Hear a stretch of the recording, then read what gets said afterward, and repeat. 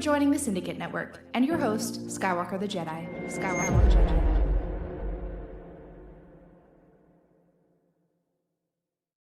Jedi. Yo, what's going on, y'all? It's your boy Skywalker back at y'all with another one. Can y'all hear me? Is my voice coming through? Is the audio okay?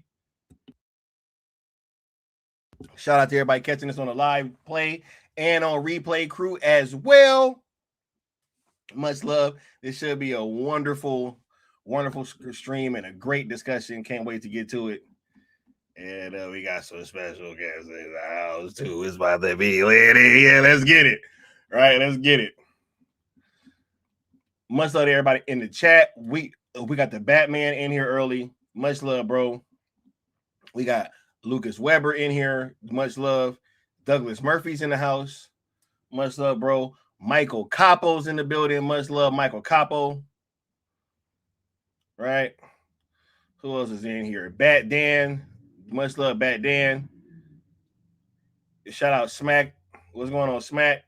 We got Rock Talks in the building. What's going on, Rock Talks? Yeah. Got a full house already. We got Sin Havoc 5150 in the building. We got Nessa Noel Grace in the chat as well. Thank you for being here as well. We got Alan Belk. Much love, brother. We got Curly Ray in the A. We got Rebel Moon Theory in the building. What's going on, bro? I appreciate you stopping by in the chat. For sure. You guys be sure to hit that like, share, subscribe, as well as that notification bell so that you know when I'm going live or dropping a new video. All that good YouTube stuff. You dig? Make sure y'all locking in. Make sure y'all locked in. And before we get started with the discussion, let me go ahead and bring this special guest up here real quick because we ain't had him on the platform in a while. We've been trying to set this up, but hey, everything be happening right on time when it should be. Glad to welcome him back to the platform. We got Nar the Misfit in the building. What's going on, Nar? How you feeling, bro? What's good? Hey, what's going on, dog? How you feeling? Good, bro. How you? Hey, I'm doing good, man. Everything in life is great right now. I'm feeling good. You know what I mean? Been back in the gym. You know, it's a wonderful thing right now, bro. So very happy and glad to be here with you and the rest of the people locking in. Sure. Same here, bro. You know what I mean? I had leg day the other day. It's still killing me. You know what I'm saying? Oh, yeah. Leg day be wild, bro. I was squatting like 260. You know what I'm saying? Like, you know? Leg day would take you out for the whole week, bro. I was squatting like 260. So, hey, you know, y'all can say whatever. Hey, Sky Punk, but hey, I was getting it in, bro. Nah, I'm just hey, bro. How's everything been though, man? Yo, I'm happy to have you back on the platform. It's been a while. What's been good with you? Catch people up on what's been going on in Nar's world, bro. Everything been good, bro. You know, doing YouTube. I took a little break from that just for work reasons, but I'm back at it. Things like that. Just had my daughter, so everything is good, bro. Everything is good. Living life, bro. Life's good. Hey, congratulations on having a daughter, bro. That's super dope. Appreciate it. And yeah, best wishes to you and the whole fam. You know what I mean? Yeah, bro. Yeah, look, so I kind of teased this out yesterday because this kind of came across my desk a couple days ago and I had to talk about it, but I wanted to get the good stuff out the way first.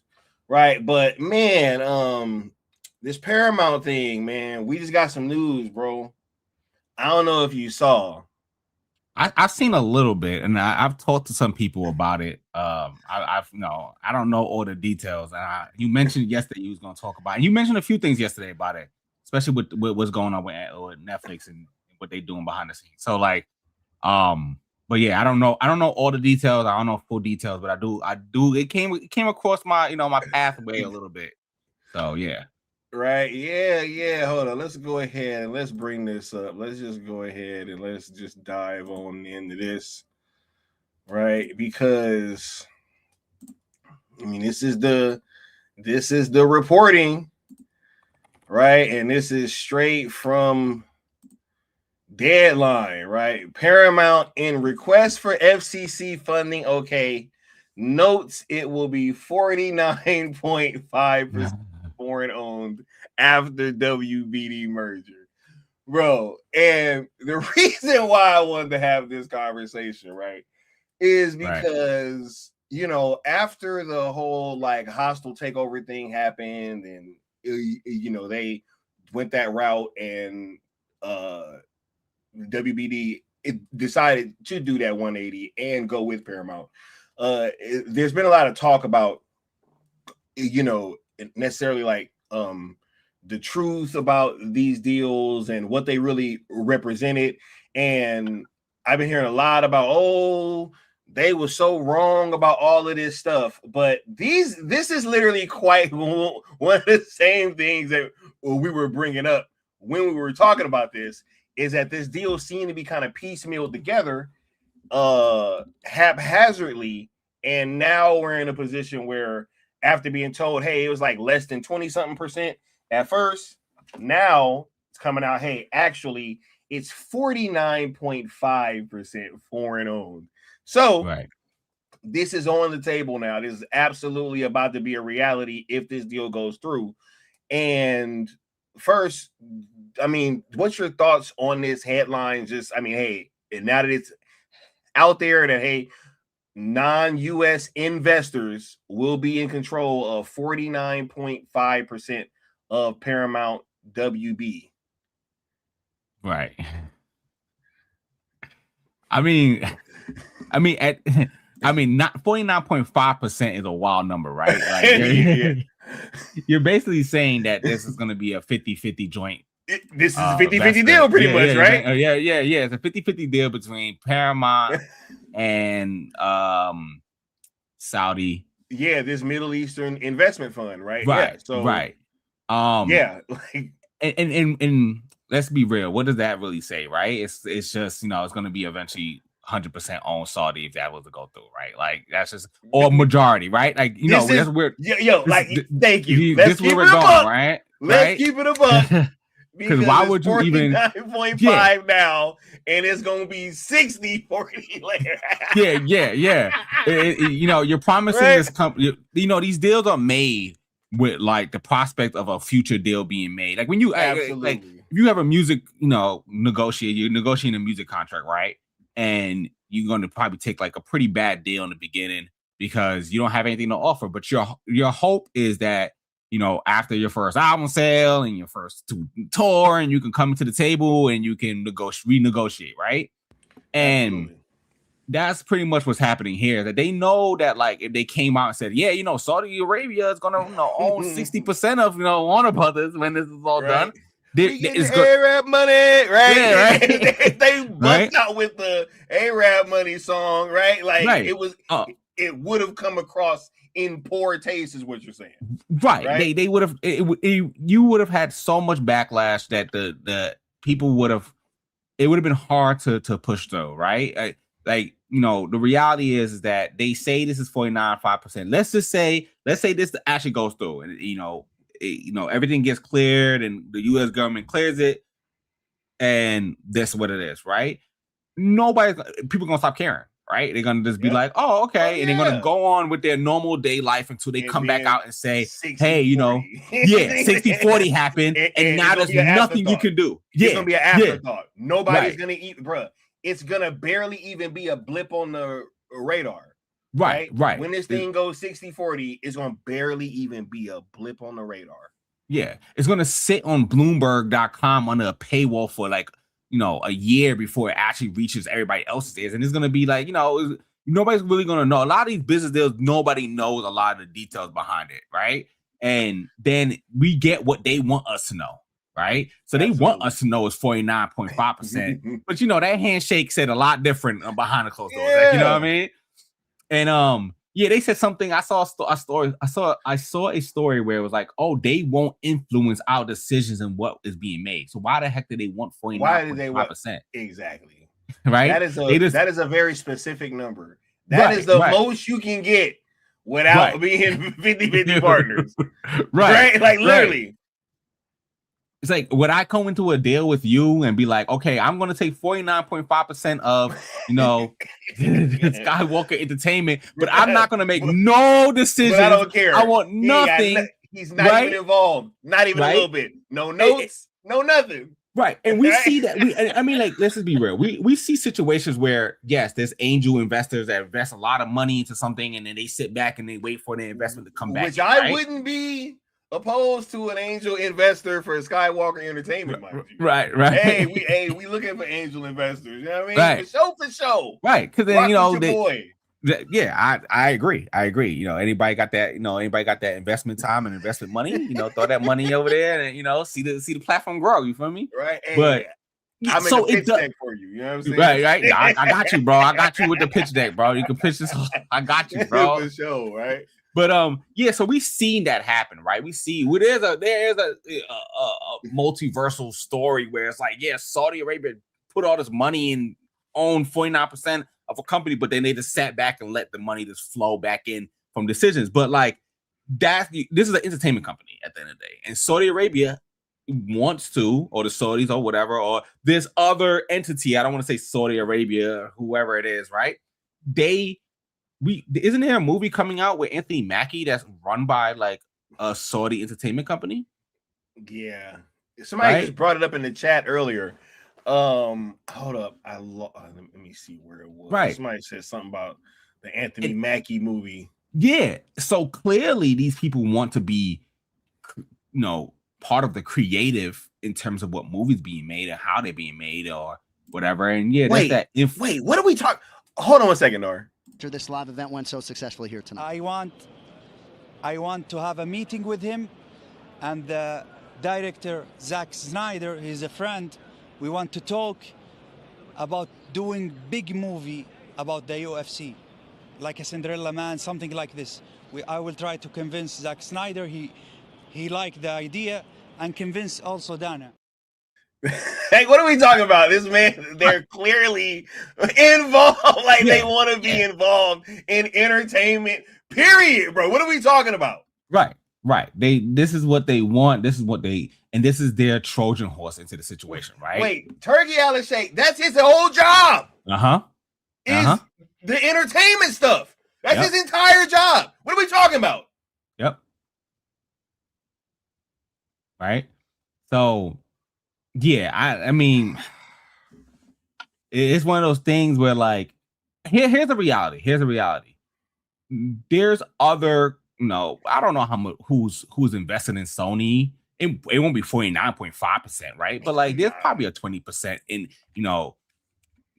international deal made in how movies are made, and you can't say China and Thailand are separate companies, and there's a lot of like playing in the playground to like international markets and international business deals that are part of Hollywood. So this isn't foreign. It isn't foreign, but like it's foreign in the middle of a merger, right? There's no, we're going to influence a merger. We're going to, influence how movies are made post a merger of two big companies, his whole thing. I mean, he's a co-founder of a boxing. His whole thing is he is the chairman of the General Entertainment Authority. Right. I put it in highlight. The chairman of the General Entertainment Authority. Entertainment is his entire thing. In boxing, UFC, movies, video, whatever. Right. So we not having this conversation. Go ahead, bro. Yeah. I'm sorry. Yeah.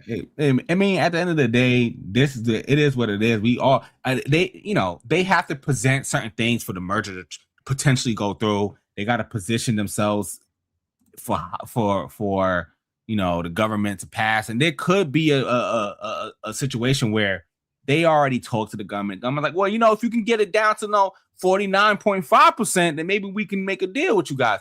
We don't know the totality of the situation.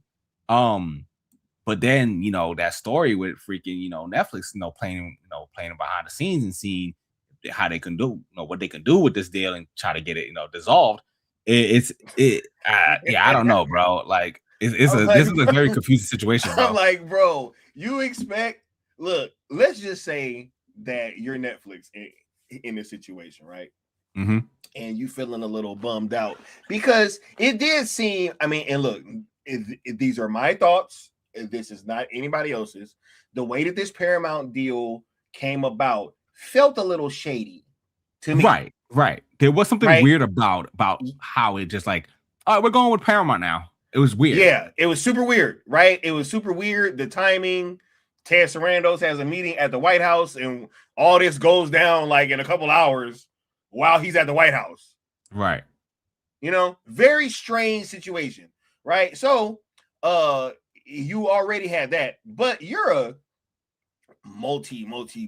almost we're getting close to like $1 trillion company almost, right? They're a tech company. You think that we not gonna try to lean on y'all back after you pull this bullshit? Like, right. Like, yo, me casa and su casa. Like, what are we talking about? Right. Like, you know what I'm saying?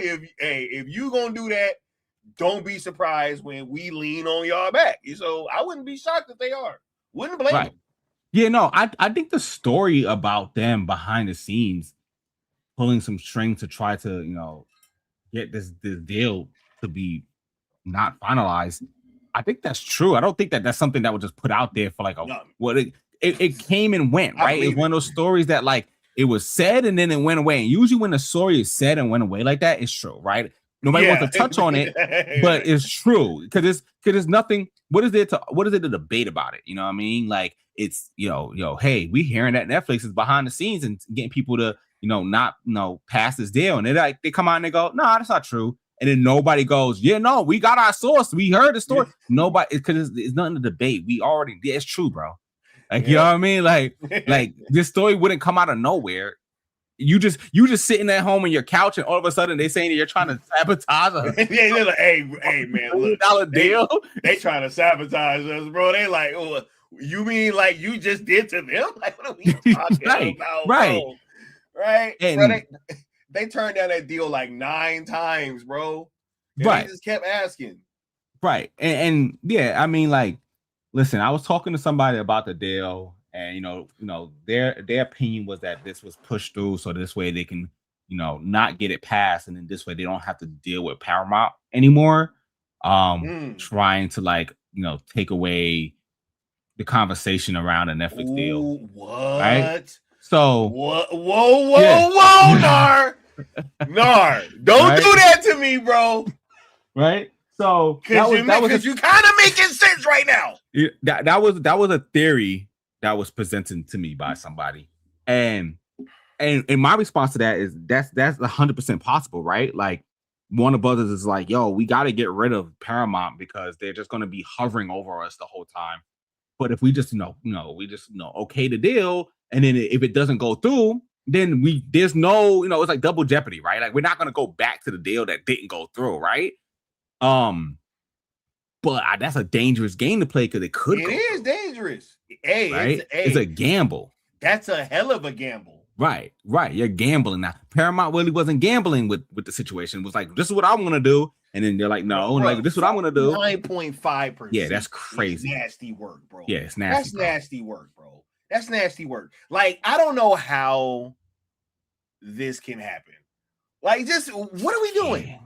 I saw that headline and I was like, I don't know how this gets passed because of people's fear of like, influence on the country. But I've I also do think that like Hollywood is in a position where if you know all the behind the scene things, they're going, yo, this industry isn't working out the way where we want it to be, and we need a bailout right now. We need more influence on our like whatever, and then we also need a scapegoat, right? Like if like if they do this international deal and they start making movies and these movies are more right leaning, then then American kind of be like, well, it's that Middle Eastern country. That's their thing, and we don't really have a say. But at the end of the day, they're like, well, these movies are making more money when we lean more into these more conservative, positions versus like a more far liberal the way that it was going before, Yeah. So I mean, look at BVS versus the Suicide Squad. Right. When you have these movies, they made a Harley Quinn movie where Harley Quinn was not a villain. That's nasty work, bro. Right? That's nasty. We're like with no Joker in it, by the way. With no Joker. She's like she broke up with Joker. She's reclaiming her space or whatever it was. Barely got any Joker in her in the damn Suicide Squad movie to begin with. Right. Like I saw Birds of Prey, and then I saw that movie 355, I think it's called. It was like 4 women, Lupita. Oh, I didn't go watch Jessica Chastain. Okay, so you didn't watch it. These movies are identical in the way that they position themselves, right? It's like all the women are either not bad. All the women are. One woman is seen as bad, and then you find out that they're not bad. That's like the Huntress, right? Yeah, remember, Huntress was like, oh, she's an assassin, and she's trying to get everybody. And then you realize that like she was wronged by a guy that she trusted. Yeah, and that also happened in that other movie, right? It was like they copied and pasted Birds of Prey, and it was like I went to the theater, and so I was in California, bro. I was in Cali at the time, and I went over there. I'm like, oh, I'm gonna go watch this movie, and then I'm just like, yeah, this is Birds of Prey, and like I do think that like it was leaning too far into that side, but Hollywood had a job to do, right? As an American society, they felt that they had a job to do, which was leaning into like a more liberal whatever it was, and if it worked out or not, whatever, how you can debate on that, but then they couldn't scapegoat it, right? But now if Saudi's now making decisions, it's like, well, it's our hands, we're not going to making decisions, and they're making decisions. Shit, they own the company, right? Like they own the company, owners. right. 100%, bro. Like, bro, who knows how far this is gonna go? Bro. Right? That's what I'm saying. I'm saying we're gonna see a point. We're gonna see a point in time where David Ellison. I've decided to step down from the company, and now he. And then Turkey out of shake. Is a new he owns 80% of the company, and now it's like Warner Brothers is an international company now. It's no longer an American company. Crazy. But yeah, and like I do think that there is a conversation where like, can Hollywood use this to leverage a change in Hollywood that would probably benefit them? Because the way the movies are being made or having to be positioned, they're not really benefiting from it, right? Yeah, there's a question to that, right? And they can position that in some kind of like save Hollywood way or whatever like that. I remember when people I think I was on here talking to you about it, when people was like, Paramount is going to save theaters or physical media. And I'm like, the only thing that saves physical media, the only thing that saves theaters, the only thing that saves these things is if you spend money on them. Is people buying them. Right. And if you're not spending money on that ticket price, if you're not spending money on that Blu-ray, if you're not doing these things, they're going to go away. Right? It doesn't matter who's running Hollywood. They're going to go away. So there needs to be a change in Hollywood. There needs to be a change in Hollywood. And I personally, we had a conversation. I personally think that Netflix was that change in Hollywood, right? Yeah. It was trying. They had to play ball, and they had to, lean into like a traditional. Oh, we're going to release some theaters, and I think that's a good thing. You want to save Hollywood, and you want to save the model of Hollywood. But I do think that the way that Hollywood goes about it is pretty, it's like it's imploding in itself. You know what I mean? Yep. we seem to have two very different routes we could possibly take to try to revitalize what Hollywood has been, right? It seems to be this foreign influence route, right? But also what Netflix was going to be doing seemed to, and what I think would actually be more valuable in the long run is taking a little bit of a different approach, like showing different things in theaters, right? They was having hella success showing stuff. What was it, like the K-pop Demon Hunters and all that stuff was like Stranger making Things. all this money. Stranger Things was making all this money, right? You're gonna be doing this IMAX thing with Chronicles of Narnia, right? With Greta Gerwig, just putting different things in theaters to try to make money, right? Actually, a whole Netflix and chill package at the theater for people to be able to go out and rent theaters sounds like a dope thing, right? Like, there's all types of stuff you could do that could revitalize Hollywood and revitalize theaters. And I think that there are two different routes, but yeah, I do think that Netflix route is cleaner, man. I think it's just simpler. This seems to be very, very complicated. It seems to be like a lot of hands in the pot. Right. And at the end of the day, it's like, who's really in charge? Who's really running this thing? And where are we really trying to go? And who is leading that charge, right? Right. And you see right now, everybody keeps trying to push IMAX. Like, they're trying to, like, they look at the theater system and they go, okay, how do we increase ticket sales? Obviously for more like larger format, because they cost more money, right? That's what they're trying to do, right? They're trying to make you spend more money at a larger format to experience a better experience, right? And basically what they're trying to do is make going to the movies an event that it used to be back in like the 90s. It was an event, bro. Like, I don't know how to explain it, but I remember I went to go watch like Batman and Robin, I believe. I think I saw both Batman Forever and Batman and Robin in theaters. I was young. I don't know. I didn't. And it felt like an event, right? Like, you was going to this movies, you're going into an event, like, and I think that, like, they're trying to recreate that magic by saying, go watch it in IMAX. But I think that, like, also, like, IMAX theaters are limited, and also people are just eventually just gonna burn out, right? Like, you're gonna be like, okay, I saw it on a bigger screen, so what, right? So I think that, like, you don't want to, like, just burn something out. You want to create a full package experience. And I think that, like, what Netflix would have done is, like, what they did with Stranger Things, and, like, use the theater for other things just like, or we're just going to put this film in the movie theaters and have a 45-day window, and then that's going to happen, and then it's going to fail, and then we're going to try it again. Shows in there, it's like let's use the theater system for events. Get people out into a group for events. Watch Stranger Things together. Watch Bridgerton, whatever. They got like, Gone with the Wind coming back. You can put all this shit in theaters, right? Like, what are we doing? Right. And I think that HBO. Warner Brothers can do that and have, the finale of Lanterns in theaters, right? But they're not going to. Why? Because they're part of the legacy media. Yep. And legacy media is not trying to remove. They don't want to make it seem like movies aren't important anymore. They don't want to be like, we're making so much money by releasing an episode in theaters that we don't really need to lean on these movies no more, right? Because then they lose their leverage with the theaters, right? Disney has this crazy leverage. They get 60% of the box office back or whatever it is. And it's because of how the model works. But if Netflix starts going in there and they start dropping TV shows and this and everybody, now the model is changing. And now you lose your leverage. But I think that, like, you just gotta just change. You know what I mean? Like, you gotta evolve, change. Man. Yeah, that's it. And you can keep your leverage if you learn how to evolve properly. Like, Netflix got rid of their physical media department. And it's like, just re-release a lot of these movies that people like in theaters. Like, people will go see Lion King and Pocahontas. Things got teenagers going to the damn mall again. Right. Tags, right.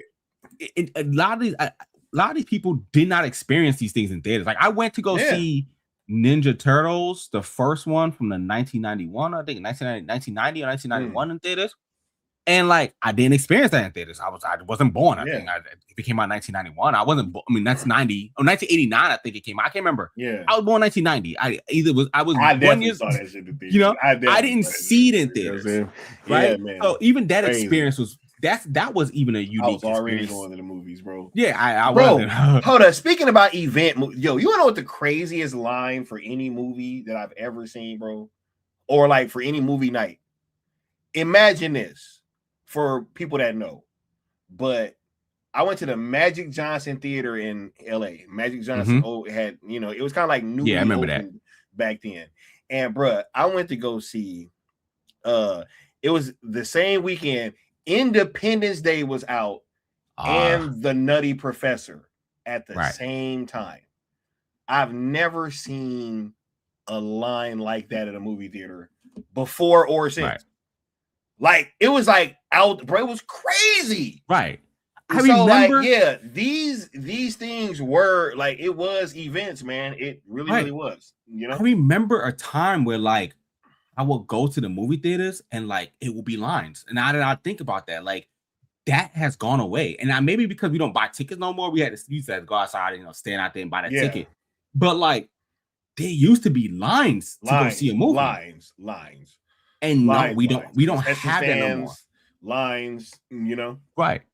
And it's just I remember going into packed. I remember when I went to go watch Inception, bro. I had to sit like front row, bro, because of how packed it was.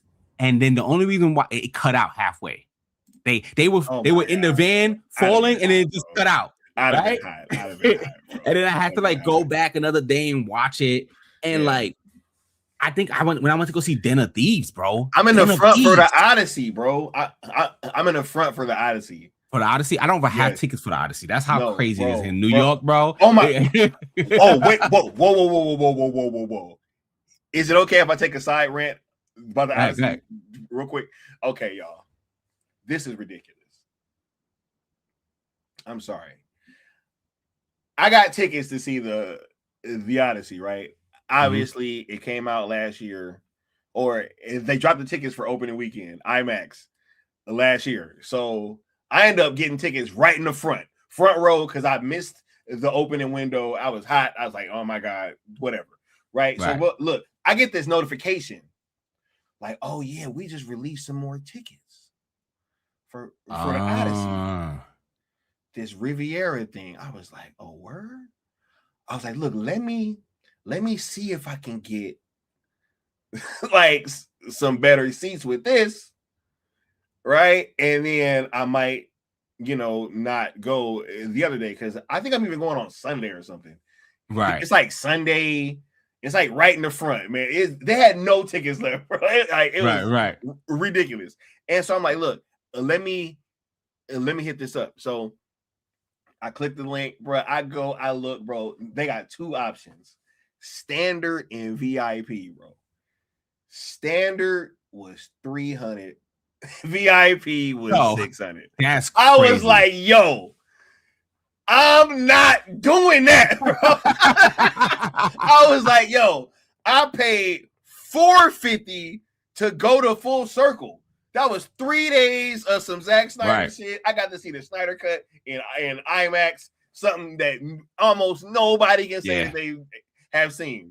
So wait. I'll just wait till next week. I was like, what are you talking about? Yeah, that's crazy. That's crazy. Yeah. I'm just going to wait, bro. Like, what are we talking about? All I got to do is wait 1 week and it's going to be regular pricing. And I was like, so wait, when you went to Full Circle, oh my God. They saw it. You watched it in an IMAX. Oh, it was at a different theater. It was at Universal Theater, right? Yes. The 70 millimeter IMAX. I thought it was on the campus of Art Center, and I'm like, they don't have a IMAX. No, the first 2 days was there, and day 3 was at Universal. Okay. Right. So I was like, okay, but I'm like, bro, I paid $450 to go to Full Circle or $475. I'm like, I'm not paying $600 to see one movie. You saw 3 movies to see one movie, dog. You got me messed up, bro. I was like, I will take my front row tickets to go see the Odyssey, and I'll go back the next week. Right. Yeah. But I'm just saying that to say, like, that was the movie experience, that you go to the movies and end up like looking up at the screen because you're fine. I saw that Den of Thieves, bro. This isn't like a movie that's like, all right, Odyssey, Inception, about Den of Thieves. I'm front row in New York.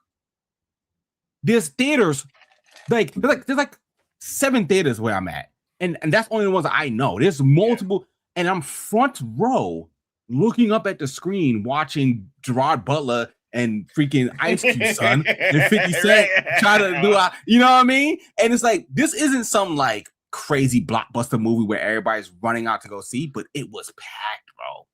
And it was just like, the movie experience was a lot different.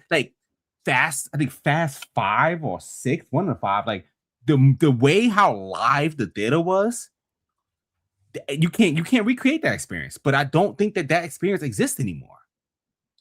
In the theater. Bruh, look, man, it's so crazy. You know what's sad too? Ever since like Zach been out of DC, man, it's like, bro, bro. You want to know when I get these like real fan, like these, bruh, it's sad, but because I be going to the Marvel screenings, bro, the Marvel fan event screenings at the El Capitan Theater over in like Hollywood. That's like low key. I be chilling with the Marvel fans, bro. I be like, hey, right? When I go see Doomsday, I'm going with the Marvel fans, bro. Right. Real talk. Because like, no, look, you're right. I like just that feeling of being in a theater, right? Like when it's packed and all that, bro. Like, cause it ain't nothing like it, man. It ain't nothing like it, dog. So like, nah, I'm gonna be there for the Odyssey front row. Bro, I had to get tickets in the front row of an IMAX. Right. The view is gonna be horrible. Yeah, the screen is so big, but bro. I don't care. Yeah, I'm right in the front. Yep. I'm in the front. Like, I mean, that's all the way to the right. Didn't Christopher Nolan say he either like being in the front or the back? So you're sitting in Christopher Nolan's seat, bro. yeah, but I'm in like the front right, bro. Like the front. I'm like in the front, all bro, the way over. I remember. Let me see where my seats are, bro. there used to be a dome theater where I'm at, and that was like the first IMAX theater, right? It was like this dome, and you go in the room, you go in the theater, and you're just watching in this big dome kind of screen thing, right? So it's very awkward, right? If you're sitting in the back seat. And I remember watching The Dark Knight there. Oh my right? God. I watched The Dark Knight in the IMAX dome theater. I don't even know what it is. It's like an aviation place, but it had like a dome theater. It was an IMAX.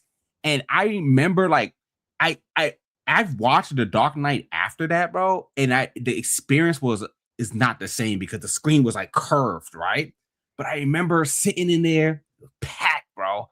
And there was a scene where like, I think it was like Bruce Wayne was talking to this guy, and the seat I was in was bad. And he had like a cigarette cutter in his hand.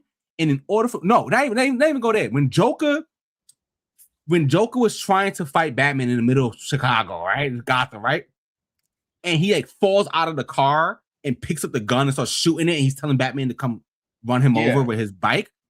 I had to physically turn my head to the side as Joker fell out this car onto the other side of the screen. Right? That's how bad my seat was. And I still went, bro. I still went. I was on one side of the screen and I had to turn my head to see Joker fall out his car to threaten Batman to hit him, right? Bro. When because it's dope because in LA we have like 3 of the 70 millimeter IMAX, right? Ones, and like kind of like in relatively close to one another. It's like one in Orange County, one in LA, and one in Hollywood, right? So right. The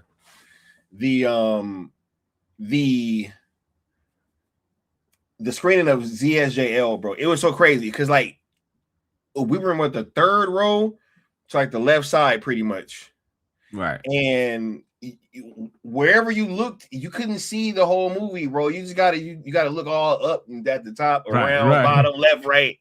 You know, it's all good. Yeah, something you just went for the experience. That's just And I think that like that's what they need to bring back. I think they need to bring back. Oh no, this is an experience, and I don't think that you can leverage that when I can have the experience at my house, watching movies and watching things like that. And I go to the movies and I'm seeing bad movies like that used to piss me off. Like I went and seen a lot of those DC movies after Zach left. And a lot of them, right? Like, and like a lot of them, I was like, damn, like, you know, what happened? Bro, it's crazy. I've always said this too, man. Like, I literally think that if there was more quality stuff coming out, I think we'd have had a harder time getting the Snyder cut. I've always said that. Oh, bro. Yeah. But it's the fact that like they dropped the ball so bad. If they'd have been dropping bangers, I think it'd have been hard to get enough public outcry for people to be like, hey, you know, right. We should go this other route. But like the movies were terrible. Right. They were terrible, bro. If Aquaman did what they thought they wanted it to do, we will be having a different conversation, right? This movie made $1 billion and then everything fell off a cliff after that. Yep. In normal analytics, right? You can say Shazam, right? Yeah, you can say Shazam was just not that great and just or people just didn't. Not saying it wasn't that great. I saw it in theaters, but like it wasn't something that was a draw, right? For casuals. But so was Aquaman. It's like something happened with Aquaman. And you don't want something to happen with your movie when that's the movie that everybody saw out. Like to make $1 billion movie, that means you got pretty much probably your whole movie audience at that point, right? You like it's very most movies don't hit $1 billion, right? Like that is majority of the movie going audience is going to help you make $1 billion movie. Something happened on Aquaman where everybody was like, yeah, I'm not going to another one of this. Right. Yep. And when I'm like, no, I assess it. I'm like, yeah, the tone shift of Aquaman. Yeah. Right. It's like you did all this work. You put all this work in. Even Justice League didn't kill your momentum. Right. It didn't kill the momentum. Wild to say. Right. It's crazy that happened and then Aquaman made $1 billion. Aquaman made $1 billion right after. So it didn't kill the momentum, even though everybody was like, woof, this is horrible. But, you know, it didn't kill momentum, but Aquaman killed the momentum. And it was like, yeah, oh, wait, I went to see this Justice League movie. The tone shift was weird. Right? And then we get this. And the tone shift is weird. And now the next movie you're promoting is 100% the tone that you just shifted. I'm not watching these anymore. Yeah. Right? Yeah, right. That's literally what happened. Right. That's such a good point. A lot of people don't want to like address the Aquaman problem. And it's like, yeah, no, if you have 100 people in a room and you get that 100 people into that movie and they all walk out and go, yeah, that movie has some weird dialogue and tone and sometimes it look like a Pitbull music video. Well, what's going on here? Right? You know what's so funny? My homie Stino always bring that up, bro. Bruh, he always brings that up, that Pitbull shit, bro. Oh my God.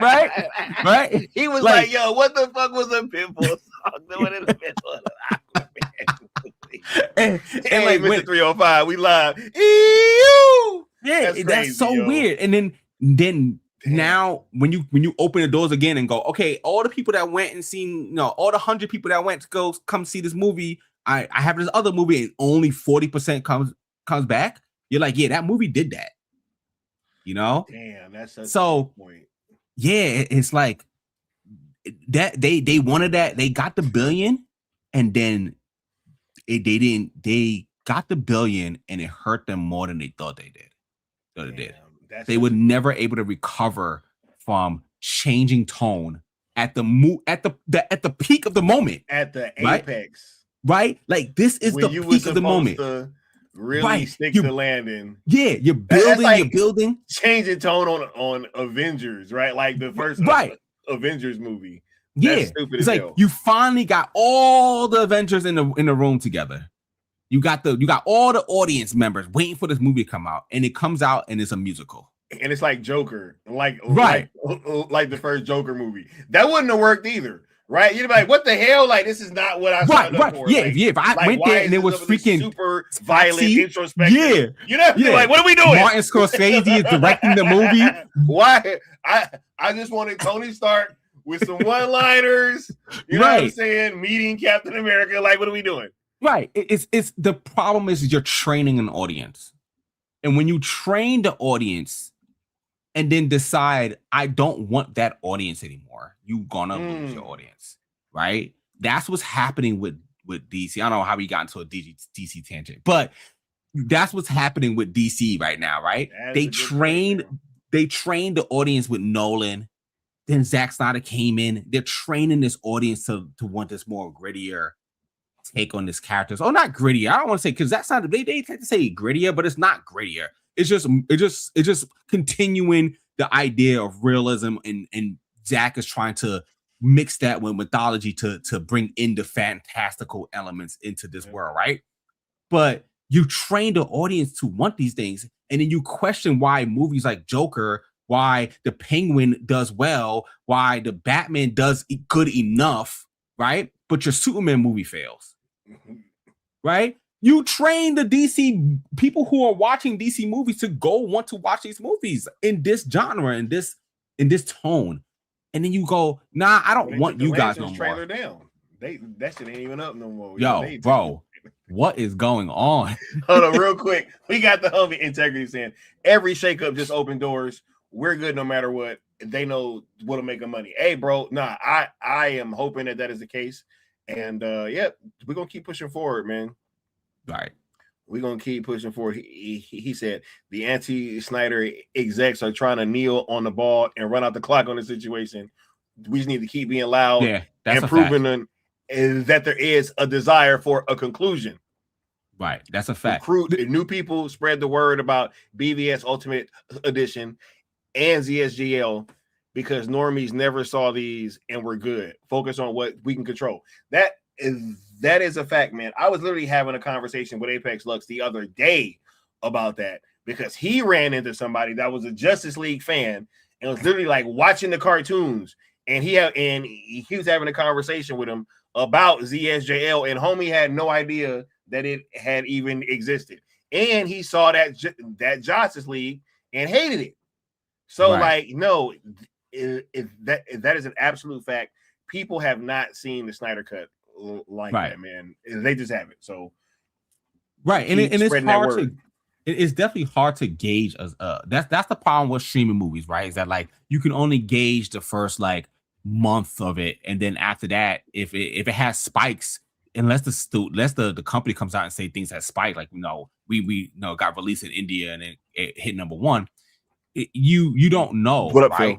Phil? Right? You don't know how great the movie is, and then there's like discrepancies about how much numbers the movie did. There's a lot of like insider YouTubers who's saying things like, "Oh, it didn't do that well." Or James Gunn, I think, came out one time and tried to say that. But like, I think the guy who's about to he admitted that he was already in play to become CEO of a company. Of course, he's going to say that the movie that may destroy that deal didn't do well. Right? Exactly, or like, allude to it, but he also alluded that Peacemaker did well when Peacemaker did less numbers, right? So the YouTube numbers, like YouTube numbers is wild. What's going on, Mama Bear? The show, bro. Is there not YouTube channels that get more views per episode? On content like that, bro. What are we talking about? It's YouTube numbers, bro. It even crack a million. Right. What are we doing? What are we talking about? And then you know what's also crazy? I personally believe that the reason why they hired James Gunn, right, is because they can try to create what happened with Zack Snyder with James Gunn. Right? Yeah. It's like let's hire this guy from Marvel, let's build him up. Let's he has this like fan base. Let's build up that fan base and create the fan base that Zack Snyder has, but with James Gunn, this way they are on our side. Because right now, for movie theaters, right, the biggest draw for movie theaters is which IP has the biggest fanatics, and can we get them all in a room together, right? And get them, and everybody wants a Zack Snyder fan base. Yeah. Oh, bro, we popping. You know what I mean?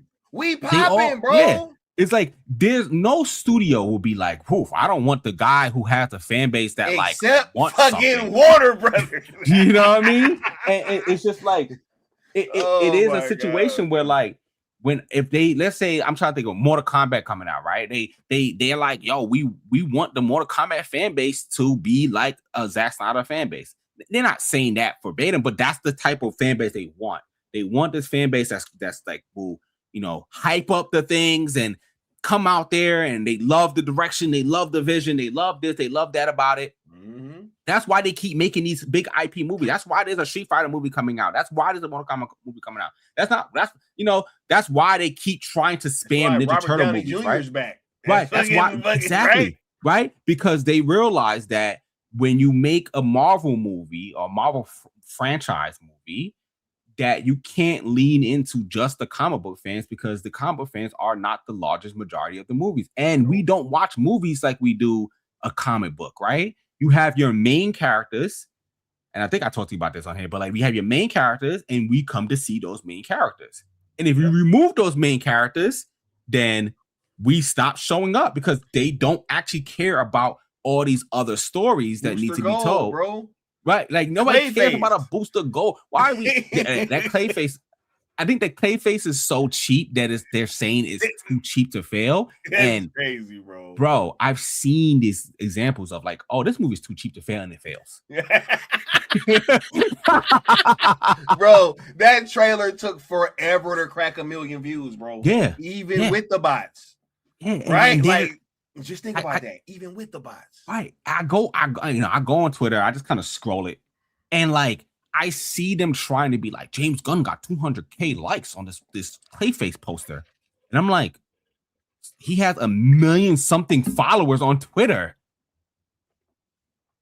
Like, that's like what are we talking about? 200K likes? We don't even know who are liking this. We can't see the likes anymore, bro.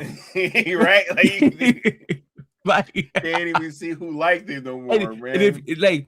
And if you know, this is a global platform. Like there's people from all over the world on here.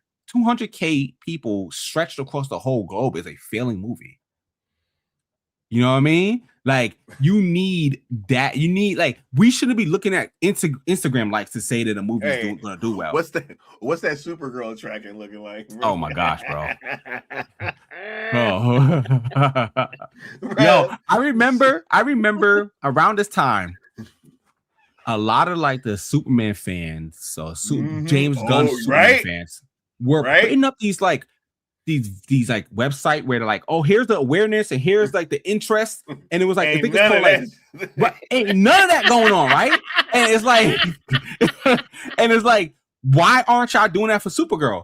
Right? You know what I mean? And like, where is like here's the interest and where's the this and this is number one and this is where is that?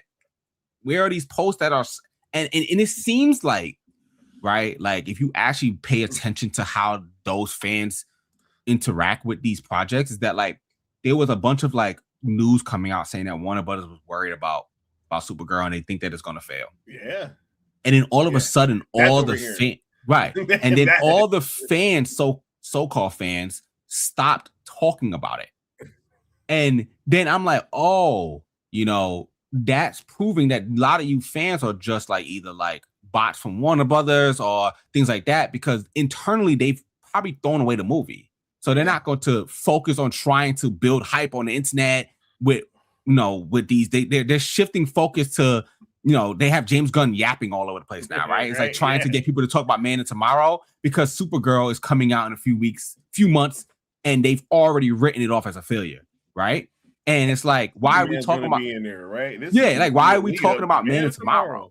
Yeah, and like I saw a post today where James Gunn is like speaking about like his canon, the canon to his movies or whatever, and he keeps dropping these weird things like, you know, I have, you know, scripts that are planned and and it's like, how can it's so obvious that you're trying to say don't abandon me because all the you know what I mean? Like, I got plans, I got plans. If you guys show up, don't abandon me right now. And I'm filming this movie, and I need you guys to show up because if you don't, I'm gone, right?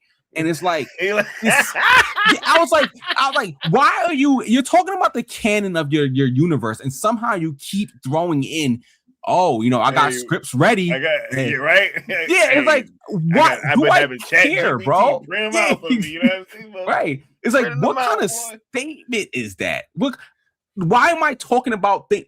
He's talking about projects that nobody knows about and saying, yeah, I got them in the back burner. Why? Because Supergirl is destined to fail, bro. Clayface is a cheat. Like, you know what I mean? Like, Lantern's got their trailer yanked down like 5 times already, bro. What's going on with that situation, bro? Hold on, we got the homie Phil saying, with the member chat for 9 months saying, if they re-release Man of Steel, BVS Ultimate Edition, and ZSJL in theaters, the movie will blow up the audience now. That is a fact. Yes, that is a fact. And I do truly believe that even the younger audience, or the audience that they've like brainwashed into thinking like, don't talk about Zack Snyder's movies positively because they never watched it, right? They will fly out to see Zack Snyder's movies in theaters because they never experienced it. Yep. Oh yeah. Nah, that's gonna definitely change up. Everything. Hold up. Let me go ahead and hit this drop for you, bro, real quick. I like Zach a lot as a guy, and he was an incredibly thorough. He did all his own storyboards and stuff, which I think influenced me when I went on to my movies and do the same thing. And I saw how incredibly prepared he was. I thought it was great. I love that. Nice, man. He got the homie, the good Austin, saying they want to do the same thing that happened to Zach for Gunn. Yet only one played the devil on camera. And so who do they want you to idolize? Deliberate. Hey, let them know, bro. If this what I be telling them, bro. If this is exactly what I be saying to them. Go outside, nerd. Get out. Go. I ain't got time to be distracted by your worthless chime-ins. Go on.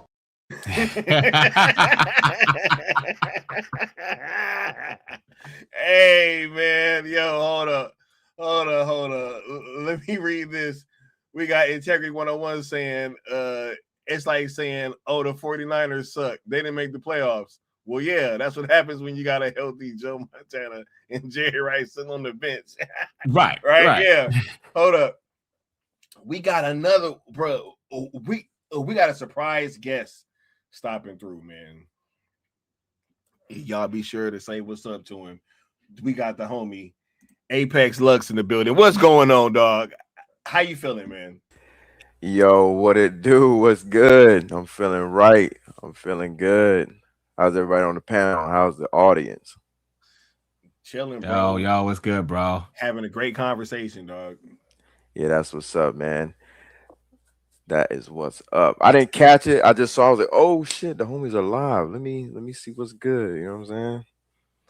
That's hey, man. And this topic is rather controversial. You know what I mean? Yeah, it's been a great conversation. Right now, we've been talking about the failings of the DCU, bro, and like that Clayface shit is not doing good, and Supergirl looks like it's about to fail. Man, tomorrow is probably in shambles. James Gunn out here begging.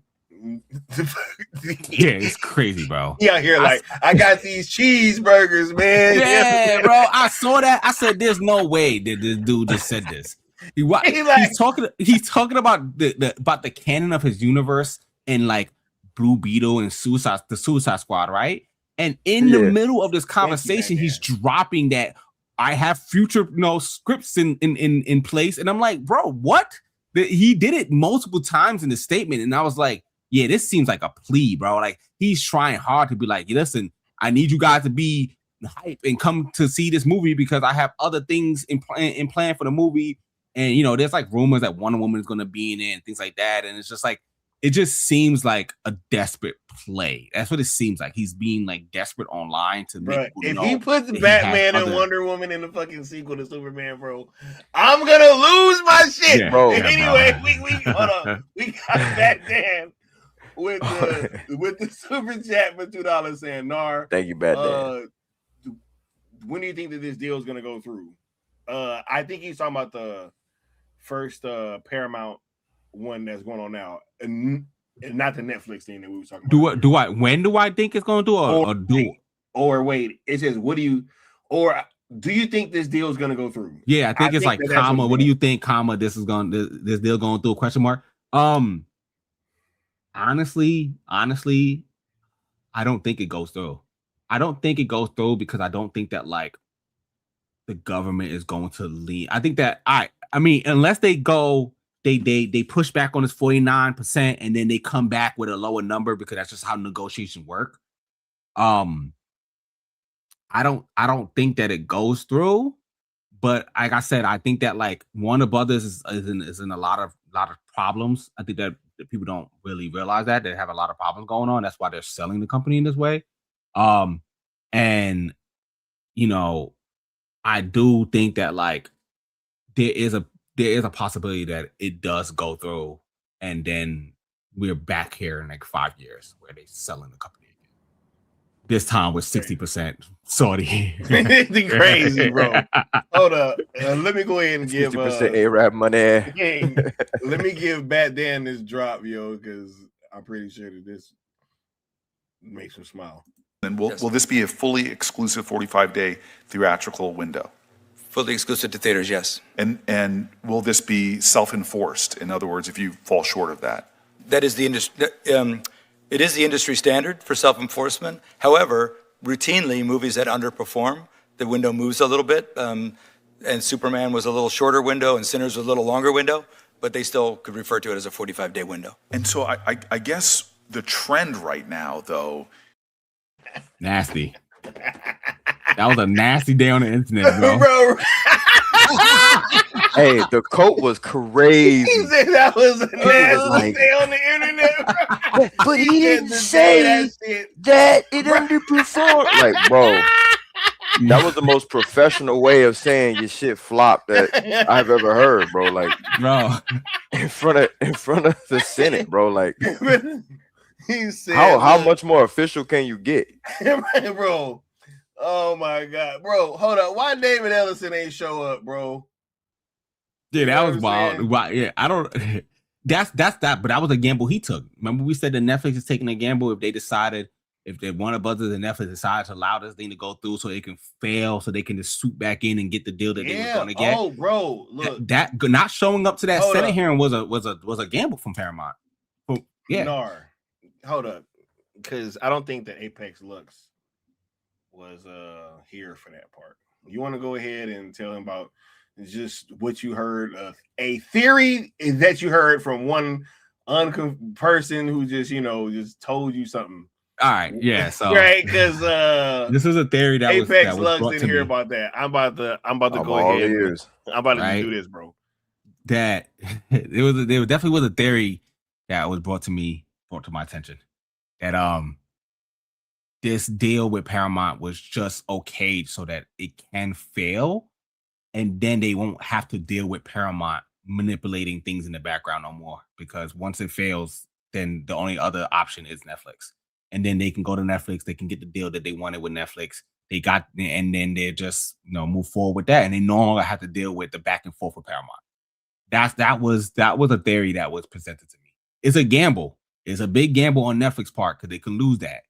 It could get passed, but it was a theory that was presented to me like a few days ago. That's interesting because that's something that Sky and myself, I don't know if he mentioned it, we've talked about that a while ago, but it also takes me back to when Paramount was kind of pouting about how they pretty much just wanted to be a part of the conversation, and they felt slighted and dismissed that they weren't originally.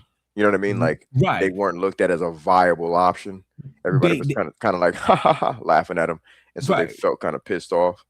I remember them saying like, we gonna give more money. Why are you guys not choosing us? Even though right, more money for majority of for the whole company versus just more money for portion of the company is debatable. But they were doing things where they were like, whoa, no, this isn't fair. This isn't fair. This isn't fair. And I think that they pretty much milked Paramount into the point where Paramount gave a certain amount of money, and they're like, okay, we'll do this, and if this fails, which is probably gonna fail, I think there was some recordings of like David Zaslav that came out and said that he's like the movie's gonna fail, this thing's gonna fail, right? This merger thing is gonna fail, and it would go back to business or whatever. You know what? That did come out. Yeah. And people think that like we're gonna be right back here with a few more Billies. Right. And I remember them saying like, we will go back. No, it'll be back to business. And people thought that meant like they'll just go back to being Warner Brothers, but no, this company has to be sold. So they'll just go back to the business, which was them with Netflix, right?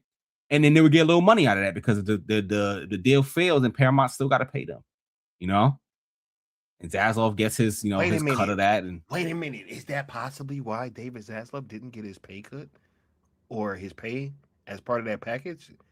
Because didn't they vote that down? Yeah, they did.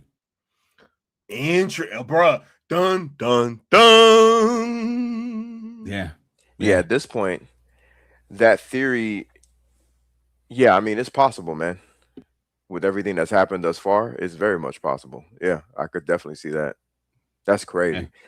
Yeah. It goes back to something that Sky said on his last stream, man. He touched on it briefly. Apex? You basically said like you guys think that Netflix isn't interested and they're out of the game. Oh yeah. But at the same time, you're trying to say that they're also sabotaging behind the scenes.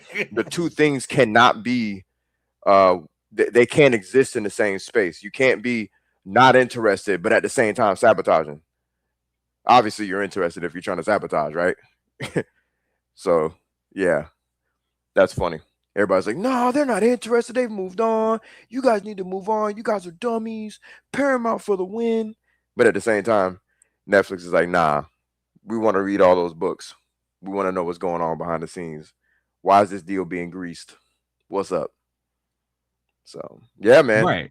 Yeah. And like I was telling Sky, I'm like, that information coming out isn't an oopsie daisy, and somebody's like, well, we got that wrong. Right. These things are pretty checked, and like, especially things like this. It's not like they have to promote something or Netflix needs people to pay attention to them. So why would they put this information out there, right? And like it's definitely I 100% believe it's 100% true that Netflix is behind the scenes making sure, and it could be one of those things where they're like, no, let's try to need to make sure that this thing fails. We're taking a gamble, and the whole plan is that if this thing fails, and most likely it will, then we will come back to negotiation. We'll come back to where we started. We will leave off where we started, right? And maybe it'll be easier for them to get approval because there's no other choice, right? But you got to make sure that it fails, and there may be some fear that like somebody could like, no, actually, we think this is a good idea, and that's probably what Netflix is doing behind the scene. And that's probably the whole they're poking their nose in. It's probably to make sure that this thing fails. I see what you're saying. It goes back to if they're behind the scenes, let's say quote unquote allegedly which I hate to use the word sabotage because that's like a hater word. Right. They're doing what they're supposed to do. They're supposed to be sabotage. Saboteur, right? Let's say they are doing that. That would make sense that they're basically telling people like, hey, look, man, y'all know this is crazy. Y'all know y'all shouldn't be going with this. Come on. You really trying to do that? Tactical sabotage action, bro. I get what you're saying.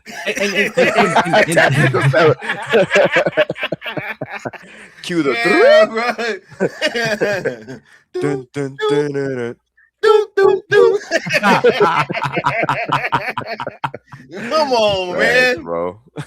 Lale Lule Low on the Metal Gear Rex in this motherfucker, bro. Oh man. Sorry, go ahead. But yeah, it's just one of those things that like, I 100% believe that's true, and like we'll see what happens. We'll see if they're successful in making sure that this deal doesn't go through, and people get what they're supposed to get, and they we back with the merger with Netflix, and we'll get forward, and hopefully Zack Snyder gets what he needs, and blah blah. Oh, I mean, at the end of the day, I'm when it comes to DC, I'm just like regardless of the merger and who gets it, we just want Zack back. Zack back. That's all that, bro. That's all I care about, bro. Right. Like And that's why I'm on Paramount Head. People don't get it. They be like, Sky, why you tripping? You want to know why? Because I don't feel good about them restoring the Snyderverse, and I want clarity. I want to feel safe and secure. Nah, for real. Don't you want to be secure in your relationship? Tell them why, because you told me several times, Scott. 100%. I want you to tell them why, though, because you said it to me over the phone a few times, and it makes perfect sense, bro. Wait, what'd I say? Basically, you said, like, when you're looking at, like, let's say a Netflix, they've made it quite clear through several instances of, like, praising Zach, his work. They put a ring on it, bro. They put a ring on, bro. They put a ring on a cell movement. For sure. Bro. They recognize us in a globally published article, right? Yep. So, with that being said, and they put him in all the ads, ZSJL, all the ads, front and center. That's crazy. Right. Literally, like, more for investors. And let me Zack ask, Snyder's Justice League, Netflix, and Warner Brothers, all in one frame. Sky and Nar. There's an alley-oop. What have y'all seen from Paramount that even matches that at all? Even comes close to that? Yeah, nothing. I think it's just the Saudi connection that everybody's kind of holding on to. But okay, have y'all talked about that? Not yet. Not really. No. Okay. I know where you're going. Wait. Let me read the super chat first. For sure. And then we can go down that road. And then we'll wrap it up, because before I forget, this is about to be a doozy. For sure. Before I forget, shout out to Nessa, Dan, Frank, Sin Havoc, Mama Bear, Lucas, Josh, and everybody else that shouted me out. I appreciate y'all. I wanted to say that real quick. But go ahead, brother. For sure. Tactical sabotage. Actually, we got that was actually pretty funny, bro. I gotta tap myself in the back for that. We got Castello's way with the $10 super chat saying Netflix is making strategic power moves, acquiring studio real estate in LA and building in New Jersey.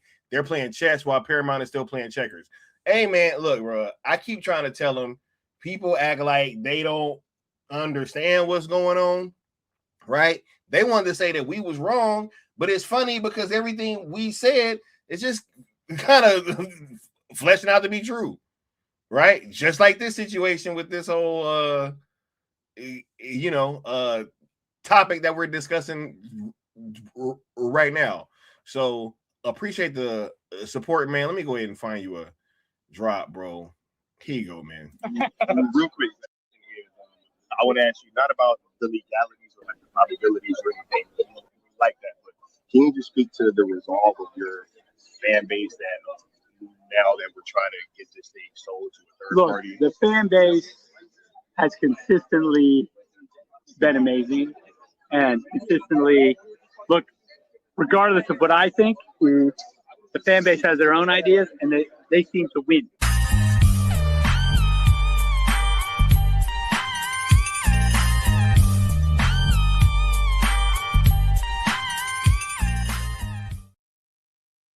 Hey, much love, integrity, and thanks for stopping through. He said ZSJL2 is inevitable, going out on a limb. You know what I mean? But all right, yes. Let's go ahead and touch on this, and then we'll kind of start wrapping up, because I'm actually glad that you're here for this part of the discussion, because I think that you're kind of the perfect person to head this off. So, yep, go ahead, bro. Yeah, man, I appreciate that. I just wanted to ask y'all, man, what are y'all thoughts on, like, because everybody's kind of glazing to steal the, new term, right? Everybody's kind of singing the praises of that portion of the deal, which would be the Saudi Arabia deal, right? For better or worse, I just want to know one thing, right? Every time I see on social media the presence of some sort of Saudi thing in the news in connection with Paramount, all of a sudden I see memes of Zach and Saudi Arabia music and all these different things going on, and everybody happy and popping champagne. But there's nothing by way of, hey guys, we got ZSJL front and center on a Paramount ad talking about the future of Warner Mount, right? I want to know the connection for you guys, if there is one, between the Saudi Arabia situation, Zack Snyder, and why the fans are happy? Like what is it? What am I missing? If there's anything to miss. Yeah. My angle on it was I was just a little bit kind of weirded out because it was always kind of aided with the presence of the music and all of that stuff. And it just seems a little bit kind of weird. You know what I'm saying? So I actually agree with what you were saying, because I have seen quite a bit of that. And it's just like, yo, where is this coming from? See, like, you know what I'm saying? I mean, I've Zach and the Arab money memes. Like, yeah, right. Why is all this like I don't know, like why that's kind of being like the mascot of the deal. And it just kind of seems, I don't know. Yeah, I've seen like the memes with like, oh, get ready to learn Arabic. Arabic, right? Like yeah, right. Or like they'll put like the Arab kind of like head wrap on Ben Affleck and Henry. And I never really thought about it. I just kind of see it and see it as people trying to like build up some sort of hype around. They're trying to, you know, keep the hype around the connection between the Saudis and Zack Snyder and now the Saudis' involvement with Paramount and you know how that goes and they're trying to like, I don't know, create internet things and go viral. I don't really know what that is. Right, bro. I don't know. I want to ask you two both a question to further extrapolate this, okay? Because go ahead. I see where y'all are at. I'm with y'all, right? Because I'm confused too. I just want to know why it's so easy for them to gas this part of the situation with the Saudi Arabia, Zack Snyder, Paramount thing, right? But they're fucking crickets, excuse my French, they're crickets when it comes to something easy as hell like ZSJL front and center on an ad when it came to Netflix. That was some difficult shit. Every time that happened, it was, what does this mean? What are they talking about? What's going on? Is something happening, right? They're questioning it, but they're like gassing this whole Saudi Zach Paramount thing like it's a sure done deal. I'm confused. Right. So please, someone help me with this. And maybe because you guys are like closer to the situation than I am, seeing as you guys, you know, created the conversation around Netflix in a way. That's the reason why, bro. Crazy, from what bro. I'm seeing and from what I've witnessed on the internet and from people I've talked to outside of the internet that's a little more closer into the situation, there's something happened and there's two sides to the Zack Snyder fan base, and the pushback on Netflix was simply because Netflix was part of the hashtag. That is crazy, bro. Right? So now the Arab money and the Arab money. I love that song, bro. The whole little gown and that because that's the only connection to Paramount and Zach. That's the bridge between the two. That's right? wild. So that's why. Where before, when you guys, you know, when Netflix was there, it was, even though those things was front and center, it was like, this side of the fandom is winning. this is crazy, right? Bro. Look, I'm just glad somebody else said it besides. Keep going, bro. I'm not even going to interrupt. Go ahead. Yeah, do you think? I think that, like, I think I said this before on here, or maybe I don't even know, but there's a side to fandom. There's like the more physical, active side to fandom, and then there's the more like hype man side to fandom, right? And the hype man side of fandom are the people who are in this, you know, modern day hype men are online and they create the hype online and their personas online. And then there's another side who shows up, right? And these are the side that show up to the events and they show up to the movies. I'm not saying that they don't show up to the movies, but they're more concerned over, you know, how much attention they can garner online and how much, and being in control of a narrative is how you do that, right? You want to be the forefathers or whatever of a movement online, right? And if the other side who just presented a hashtag and it birthed this idea and then it became a reality is the ones that get the job done, then they lose power, right? They lose power over the fandom. Now they're seen as like second fiddle to the situation. And when, they lose the gloating power, I guess. I mean, I thought at the end of the day, we should just not care about that and just be like, yo, Zack Snyder Justice League is being showcases, but this also goes to that behavior where like Netflix was the one who won the deal at the time, right? And they're promoting it, pushing Zack Snyder in front of like, they're pushing the imagery of it. They even had, I think one time they had a picture of just Justice League or whatever, and then Zack Snyder on there as well. They didn't need to do that, right? And what they're showing is that they were willing to showcase this movie that the Warner Brothers wasn't willing to showcase, right? They're trying to like hide it. They're trying to like put it in the back burner. They hope, they came out and said, we wish it didn't come out because now nobody wants to watch our movies, right? Like that's just the gist of it, right? Like we lost and now nobody wants to watch our movies because that's not a one. And the reason, like you would think that, a part of Snyder's fan base will, once this happens, they will be like, yeah, we don't really know if Netflix is the person we want, but thank you, great job for showcasing Zack Snyder Justice League in a way that Warner Brothers wasn't willing to do, right? And they weren't. But this also happens when Zack Snyder puts up a DC picture, and then the people who are James Gunn fans don't acknowledge that DC a picture of Batman came out, right? Like I was speaking to somebody about that, like. They don't acknowledge when a picture of Batman comes out online. A new picture of Batman, Zack Snyder puts up a new picture of Superman, and they don't acknowledge it, right? Ain't that crazy? Right. It's like they don't acknowledge it. That's why I gotta do it. I gotta do it. The Netflix influencers, right. Bro.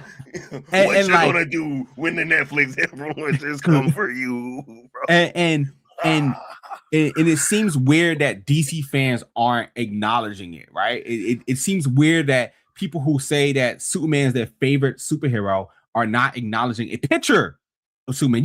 What if you don't agree with how Zack did Superman? Fine. But the picture is a picture of Superman. If I draw a drawing of Superman in a totally different costume and I'm in the weird fandom, they'll praise it. They'll be like, wow, this is a good take on Superman, right? Even though you don't know, I probably drew him to be a mass murderer. You know what I mean? You don't know that because I didn't present that information. But you ignore it, or Zack Snyder Justice League gets a fan award at the Oscars and they talk down on it. And that's the same kind of thing that happened with the Netflix deal and these two opposing sides and the side of fan base. It's like, even though we're getting a win, we don't want to acknowledge it because it isn't the win that we want. And I just feel like that's the only reason why they did not rally behind Netflix was simply because you guys were part of the hashtag. Then if it was just sell Snyderverse, sell GSAJL, they would have been behind the Netflix. But because you put two Netflix at the end of that, then it became a win for you guys and not a win for them, and they couldn't control it no more. And that's what I from what I've heard, from what I've seen online, from what I've heard about. I mean, I haven't heard much, right? I've only heard like there was just a split, right? And maybe like some details about the split, but I don't know much about it. But you don't need to know when you see certain behaviors, like one side not acknowledging something that should be acknowledged.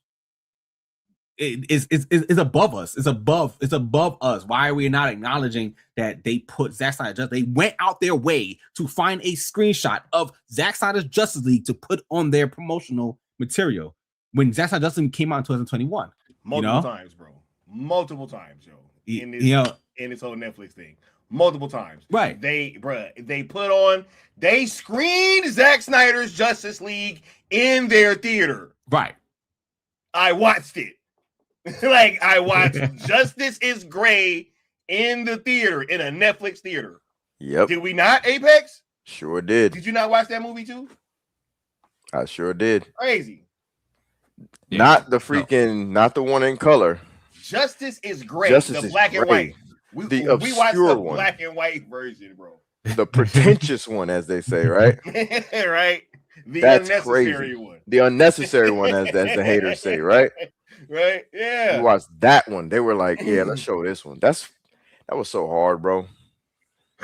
I wish I was able to see that.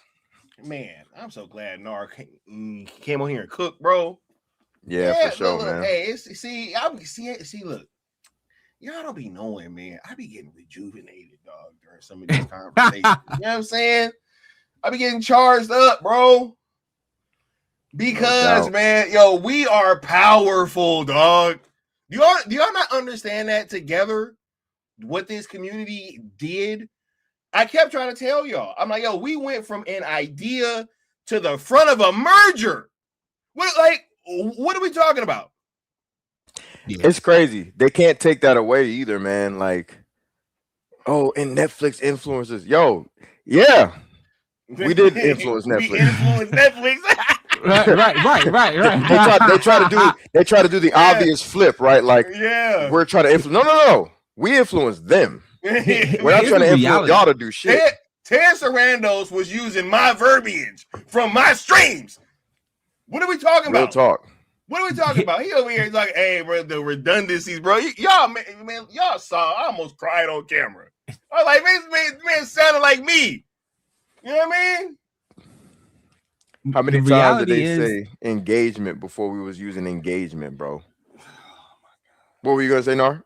The reality is that hashtag is if all right, let's say Paramount decides they get to go and then they get, honestly, personally, this is a little side tangent, that side comment, but I think that the whole Zack Snyder coming back to DC is going to happen regardless who takes it, because I think it's a Warner Brothers thing. I think it's a internal Warner Brothers thing, and I think they're just waiting for the right moment to like, remember, like I said, that scapegoat, right? It's like, oh, when the merger happens, we could just say the merger's in the plot, right? You know what I mean? Okay, hey, but I just want them to put a ring on it, Nar. Even if they are gonna do that, bro. You gotta court me publicly. You can't be hiding me. All right, I'm not a, that's the thing. I'm not a hiding people act like chick, bro. No, people act like, oh, people act like, oh, you know, hey, if they restore whatever, you know, they ain't gonna back it up. Man, I'm cool with it, bro. Do whatever. Just bring Zach back. I don't care. But I'm not going to sit up here and champion anybody else who ain't showing me signs that they deserve to be a champion, bro. Like, I'm good. I know what that looks like. You're not gonna dangle it looked like y'all. Fact. That's dangle what it a wilted like, carrot in front of me and tell me to eat. No, I'm good, man. I've seen this song and dance. How many companies have utilized this fandom as some sort of advertisement for their own ends and not for what we want? That shit's happened too many times. That's why Cell took over. Shout out to us. And they hated it because we took the fandom and let it somewhere where we're like, no, we want some shit. Screw what y'all want. Oh, we're trying to market Birds of Prey. Who us? No, because that's what they was doing. They was running all these DC movies through the Zack Snyder fan base to advertise. Bro. No, they were. Pretty much. They were. No. We changed the game, bro. You said what? Blue Beetle. They ran Blue Beetle through Zack Snyder. Oh, exactly. Nar. Check it real quick. I'm glad you said that because that was when we knew the fandom had enough. Because remember, they did that shit with Aquaman and it led to $1 billion. They did that shit with a couple of other movies that did better than what they were gonna do.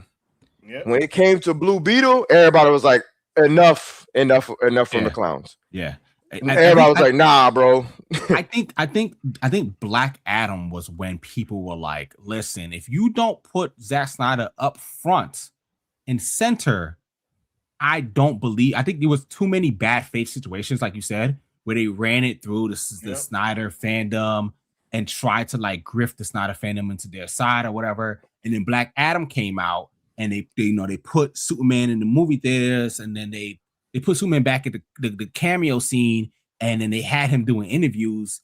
And James Gunn came out and said that shouldn't have happened or whatever. But like, they tried it, and everybody was like, all right, there's this. I don't know anymore. It seems like you guys keep telling me this thing, and then I'm gonna get Shazam, but with an S on his chest, And I think that then we think about the Flash, bro. The Flash was probably the biggest example. Blue Beetle was direct because it had Zack Snyder come out and say, hey, I'm gonna bring my kids to see this movie. But the Flash we are going to write a scene with Ben Affleck's Batman talking about him going back in time to bookend Zack Snyder's Justice reference. League, right? Yep. And then everybody was like, we don't care about your reference in your shitty movie, right? Or the movie that looked like, not say shitty movie, but here's this movie that looks like it is a direct sequel to Justice League, and for some reason you think a line in the movie is going to get me to think that you're going to bring Zack back. I want to hear it from you. Yeah, right. You know what's crazy too, man? Because even if you look back at that time, bro, just so many of the conversations around these films were just in bad faith, yo. Mm-hmm. Because even with the Flash, right? The Flash too, right? Both of them, because especially with the Flash too, right? Because that was very interesting, because I saw it from the aspect of, hey, it seemed as if most of the people that were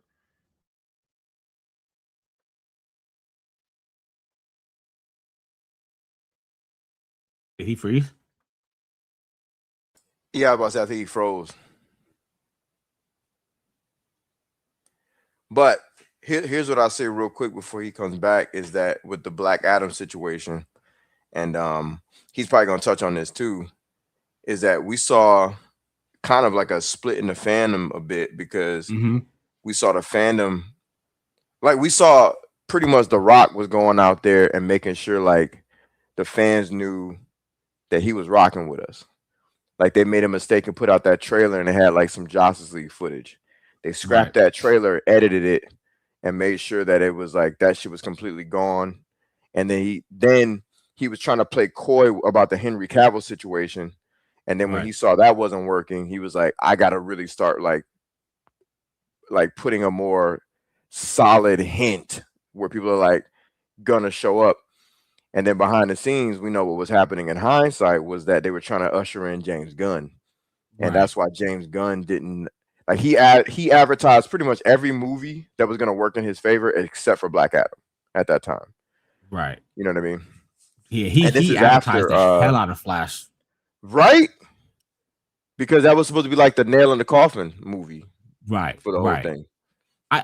My problem with the whole Black Adam, Flash, bringing back Henry, bringing back Zack, the potential return of Zack with that. And there's been things about they were going to go and do a few more movies before getting rid of it. The problem with it was that it was still trying to go, okay, Snyder fans, here's this thing that we want to give you, but we're not going to give it to you the way you want it. And that was my problem with it. It was all right, we're going to give you Henry real quick.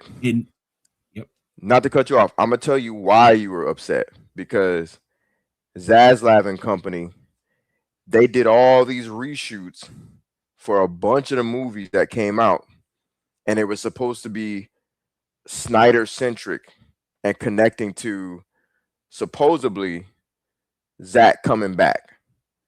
And then when James Gunn came in behind the scenes, because we didn't know that. I'll be back in 1 second, Apex. For sure. Just hold it down, bro. And obviously, in hindsight, we found out why those things didn't take place. Because remember, they were spending millions of dollars doing reshoots on these. What was it? The Aquaman movie. It was Flash, Aquaman, Black Adam, Blue Beetle. I think it was just those four, right? Right. And all four of those movies were supposed to have very Snyder-centric things going on. Aquaman was missing whole scenes with 2 or 3 Justice League members that was supposed to be interacting with him towards the beginning of the movie, because there was supposed to be some sort of scene that happened in a city and maybe a flood. I have no idea, but Superman was supposed to be there. That was one of the things. Oh, and Shazam. Shazam was supposed to be a little more ZSJL-ish, which is why they had Wonder Woman. So all that stuff was, they wasted money doing all them damn shoots, right? All them reshoots. Because remember, Aquaman came back, Jason Momoa, not Aquaman, Ben Affleck came back, and he was rocking out with Jason Momoa in the trailer. They put out that that one video that went bonkers, crazy, viral, like, because the through line and the connectivity was like Batman was supposed to show up in like a lot of the movies. Right. Yeah. They was bringing Ben Affleck back for Aquaman because they placed Aquaman after the Flash, solidifying that the universe had went back to Ben Affleck's Batman instead of Michael Keaton or George Clooney or whatever. Right. Exactly. So it was a lot of stuff that happened. I'm basically reminding Nar about all the reshoots because Nar said he had a problem with the Black Adam situation, which I get. But remember, in hindsight, like, once again, Zaslav did all these reshoots, or he okayed all these reshoots to make it more Snyder-centric. Man. Right. And Zach came through with the Josh Horowitz situation, letting everybody know, hey, this is my Superman. I can't wait to work with him again. Right. And then Gunn came through, bro. And then you already know. Tooth flying out. What were you gonna say about that? I do think the problem with that situation was that the movies that were being made for one kind of tone, and then they were trying to like bridge it back, and we were still in this weird situation of like, okay, we're just gonna make Zack Snyder Justice League canon to the universe that's current and go back. And I think that like that wasn't I don't know how you was going to save an audience with that, right? No, like this is what I was saying before I got cut off, because this is like very important, right? I think that part of the problem was that people was lying about what was actually in the film, right? Because like, and when things like that are happening, it perks my antennas, right? It's like, yo, what the hell? Like, why are we lying? Because look, quality be damned, right? Hey, you want to say that The Flash is a bad movie, terrible? I don't care, right? But my whole thing was because I was getting a lot of pushback personally because I saw that movie early. I went to one of those very early screenings, and all I said was, I was like, yo, it didn't rewrite the whole situation, right? Right. And they were just attacking me because I said it didn't rewrite the Snyderverse, and they were saying that it did, right? So it seemed that even internally, people wanted that movie to not do good. I think that's why you had all those free screenings. Bro, I was like, bro. I remember Josh said that they had like 30 free screenings in Texas near him. Where do they do that at? Right.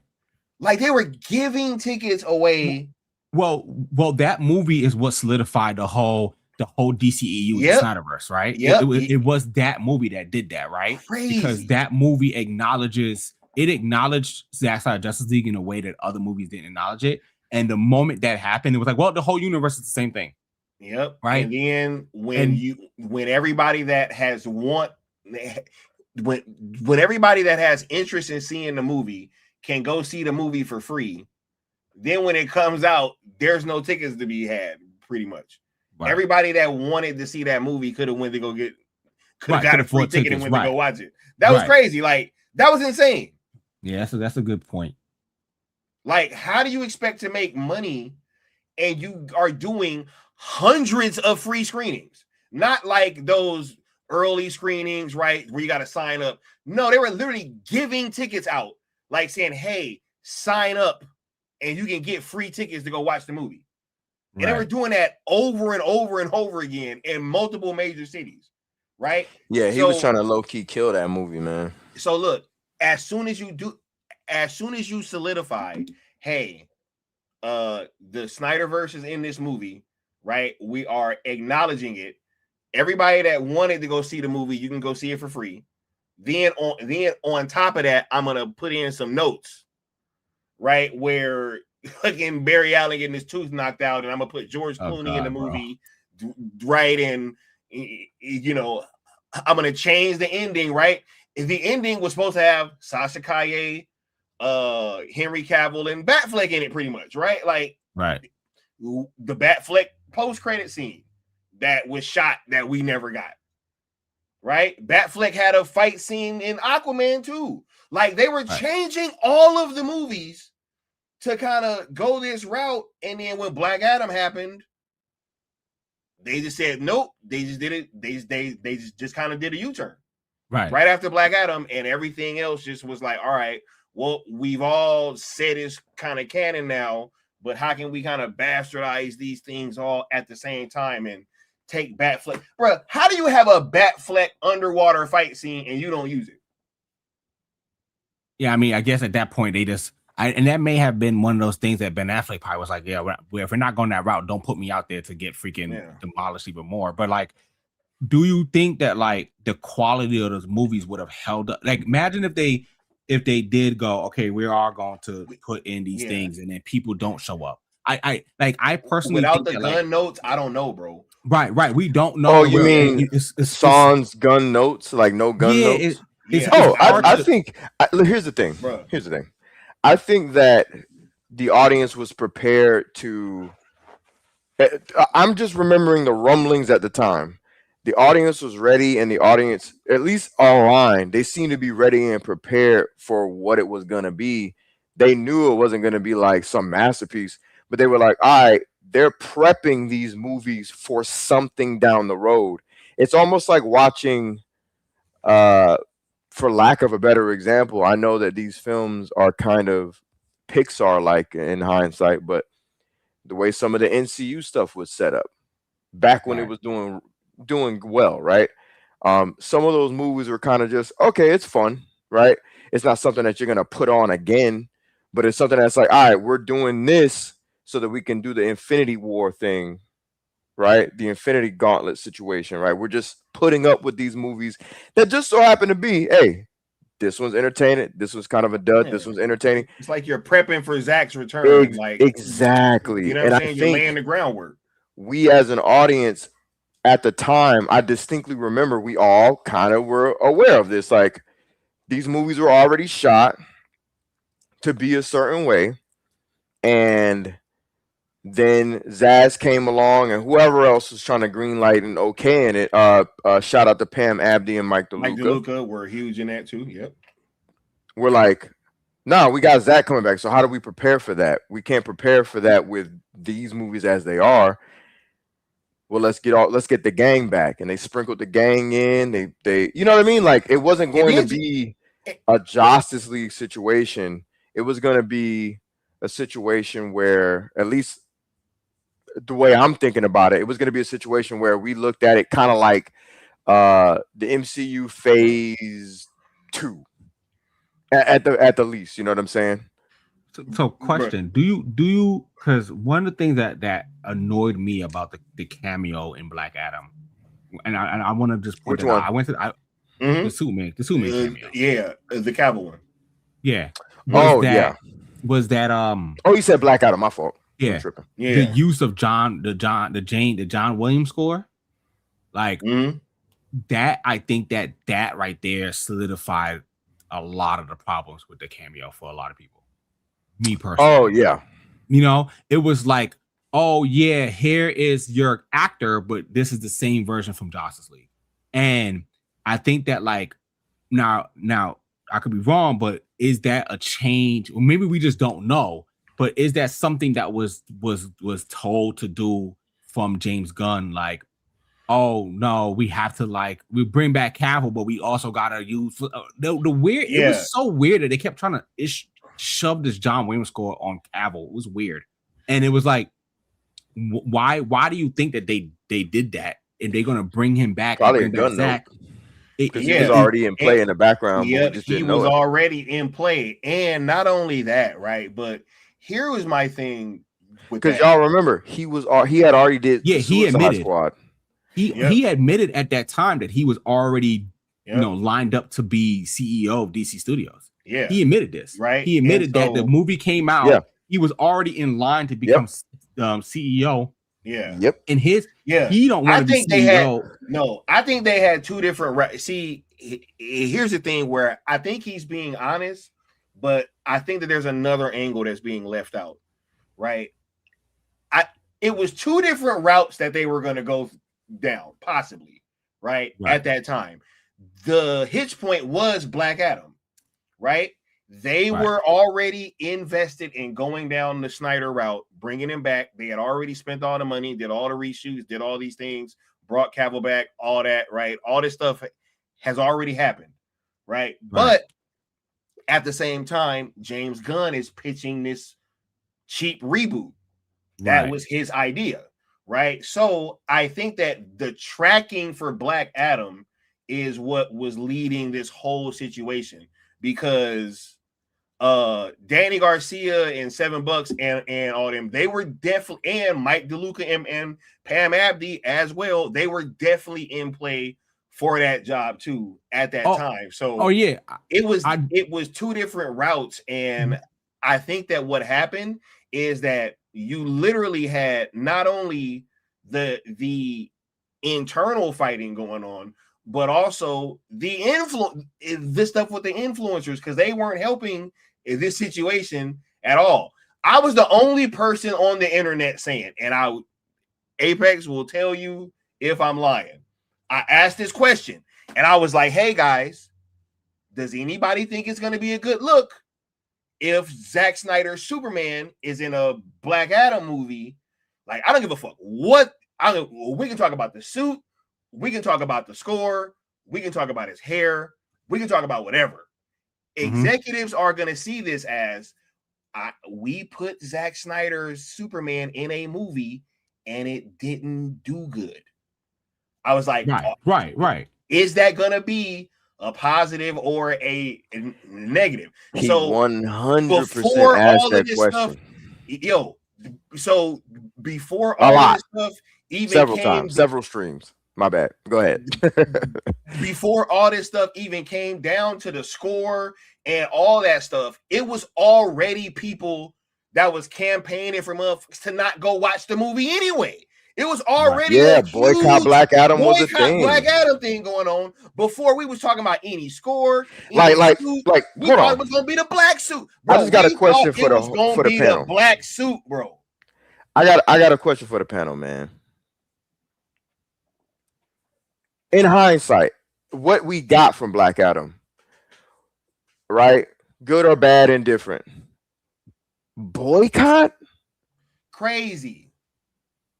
Why would that be an answer to anything involving a Zack Snyder character?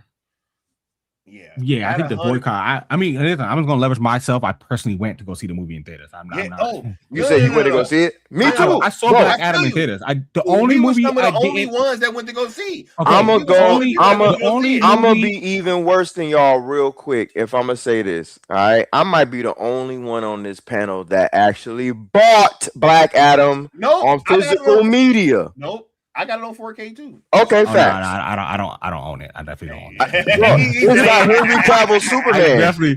It's got Henry Cavill Superman. No, I hear you. And look, I'm like you, Nar. I struggled. I was like, should I buy it? I'm buying it. Yeah, bro. Right. It's got Henry Cavill Superman. I'm sorry. Right. Yeah. Now, all right. So, a question. Now, in hindsight, now that everything has happened, the DCU was born. And the egg that the golden goose laid wasn't that great, right? In hindsight, now that we're talking about mergers and we're talking about what are we saying? Mergers with Netflix and mergers with Paramount. Do you look back and go, this may have been the better outcome? Because once what may have been a better outcome? That Black Adam. What we're going through now? Yeah. That now that Zack gets back, we're not even going to continue from the Flash. We're going to continue from Zack Snyder Justice League. Like Zack Snyder is making it a point to say, I'm not acknowledging those. I'll let Sky answer first because he said he looked like he was about to answer. Yeah, look, I think because I got my answer on deck, bro. You know what I'm saying? Yo, I think that it depends. Right? Because look, I am on the record. I do think that there is a good chance that no matter who gets this thing, Zack is going to come back. Right? Right. But what I will say is I think if you got Netflix owning this situation, that's a whole other beast, bro. They are able to invest in this thing. They were about to let Zach do whatever he wanted to do with this whole thing, right? I'm talking bro. The sky was the limit, right? With this Paramount situation, I'm not quite sure if that level of investment is still in play. Did you get what I mean? So, right. I would hope that he is given all of the tools that he needs to succeed. But do you? But to answer your question, I do think that if this plays out the way that it should, it will be a good thing that those things happened. Absolutely. Right. Yes. Absolutely. That's a good question too, by the way.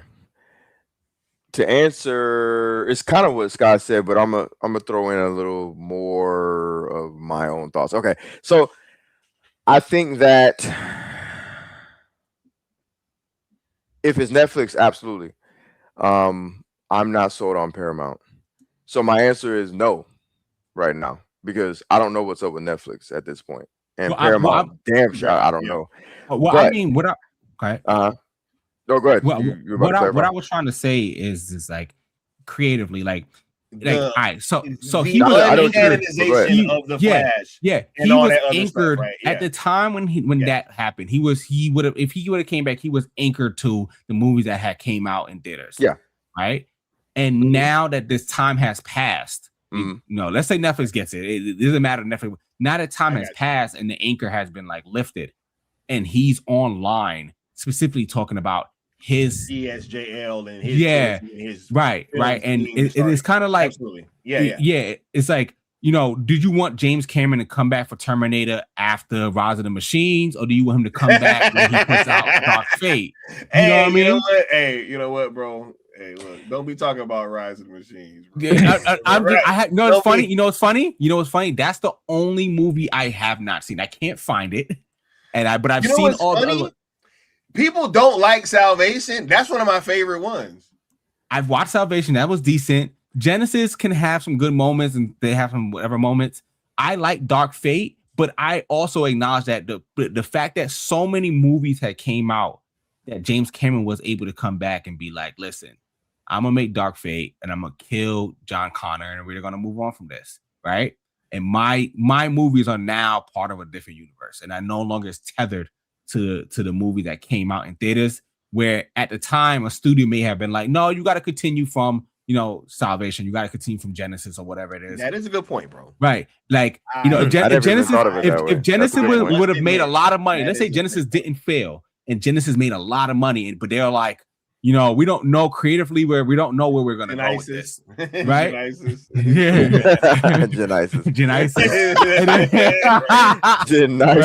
And then they brought James Cameron back, but they're like, we got to continue from what this movie did, because this movie made X amount of money, and this is what we got to do. But Genesis failed, so he was so he was able to then go, okay, I can leverage this whole like retcon of a universe and make my own thing and make Dark Fate, right? So it's in hindsight of the situation. That's a good point, bro. Do you think that the untethering of Zack Snyder from Hamada's DCEU or James Gunn's DCEU, right? Because a lot of that was influenced by James Gunn. Do you think that we may be in a better position where Zack Snyder comes out and he's able to, with the tools that he's given, make a raw Zack Snyder DC movie? Where before it was like, I have to use Sasha Calle Superman. I can't ignure her. I get what you're saying. Like, you know what I mean? Right now he's right. If he would have went as okay, and I knew that's what you meant, but as you structured it even more, I think it's a mix of what I've already was saying, kind of still for me, because like again, if we're solidified with Netflix, I'm all aboard, bro. I don't know what's going on with this Paramount situation, but if I'm being hopeful and everything is brought back, blah blah blah, then yeah, this is a better situation. But right. I'm of the impression that Zach, I think he can make you know, lemonade out of lemons, you know what I'm saying, for lack of a better phrase. And Right. I think with the situation that as it was tracking, I kind of would have liked to have seen what he would have done, because you would have seen him kind of clean up the mess that was being cleaned up even more. Well, I have an example. I have an example of that, and which is David Ayer's Joker, right? And then Zack Snyder's version of his Joker, and how he was able to remodel that, right? So I'm not trying to say that Zack wouldn't have been able to come in and be like, okay, here's the toys that I'm given. Some of these toys are mine, some of these toys are not mine, but I'm able to restructure the toys that are not mine. That's the thing, though. You know, modeling clay on it and, you know, repaint the toys and make it my own. Yeah, I do think that Zack is able to do that. He done it. We've seen him do it. You know, I do want to say this though, right? In terms of the characters that I think that he was going to use, I think a lot of those toys, for lack of a better term, was his, right? Because he was there when Jared Leto got cast, right? Like, right. He was there when The Rock came in and was like, "I'm Black Adam," right? Like, he was there for all of these things, and I do see both sides, but because I want The Rock in one of these movies, bro. I do. Like, people can say whatever. I want fucking Black Adam fighting Henry Cavill, bro. I have a vision in my head, right? Right? Like, what are we doing, bro? Like, I have this vision in my head where, like, dude, because Zack Snyder could come in and be like, I think he's the man that could convince The Rock, be like, listen, man, you're a villain. Like, we need to stop. You're a Black Adam. You are the ruler of Kandok, right? But you are an you are a villain. You are aggressive, and I think that, like, Kandok, I don't know. I think it's Kandok, and I do think that, like, Injustice video game, he talking about Kandok fucking night and day, bro. Every time Black Adam, I must go back to Kandok. Every time, bro, it's always Kandok. And I feel like, bro, I do have this like, this vision in my head where, like, bad, like, we did, there's this guy, we can go to. He don't really play ball with us, but I have Joker and I have Deathstroke already. Let me go and leverage this idea to this godlike being to take down this godlike being, and Black Adam, reluctantly agrees, and then is ultimately not successful, and then we have that real Black Adam, where he's more like, no, I don't deal with this petty, like, I don't deal with this. Superman is your problem. Like, as long as he don't come over here, he's not my problem. Yep. And and there's a world where, like, Zack, there's a world where he has those toys and he's able to leverage the use of those toys and make him his own. And that's something I do think that, like, he does, and it was purposeful with Joker, right? It was like, here's David Ayer things. David Ayer has come out and said maybe the tattoos were too much, and he goes, okay, well, we'll just get rid of some of the tattoos, right? And, like, and make it a version that can be worked with and played upon. And there's no doubt in that if he had came back at that time, would he have would he have been able to fix the mess that was created from? I think The Rock would have been down, man. Yo, I think The Rock, honestly, I think if The Rock Zack comes back, I think if it's Zack, everybody's gonna fall in line, bro. Yeah, I think everybody's gonna fall in line. But I do think that, like, what should really happen.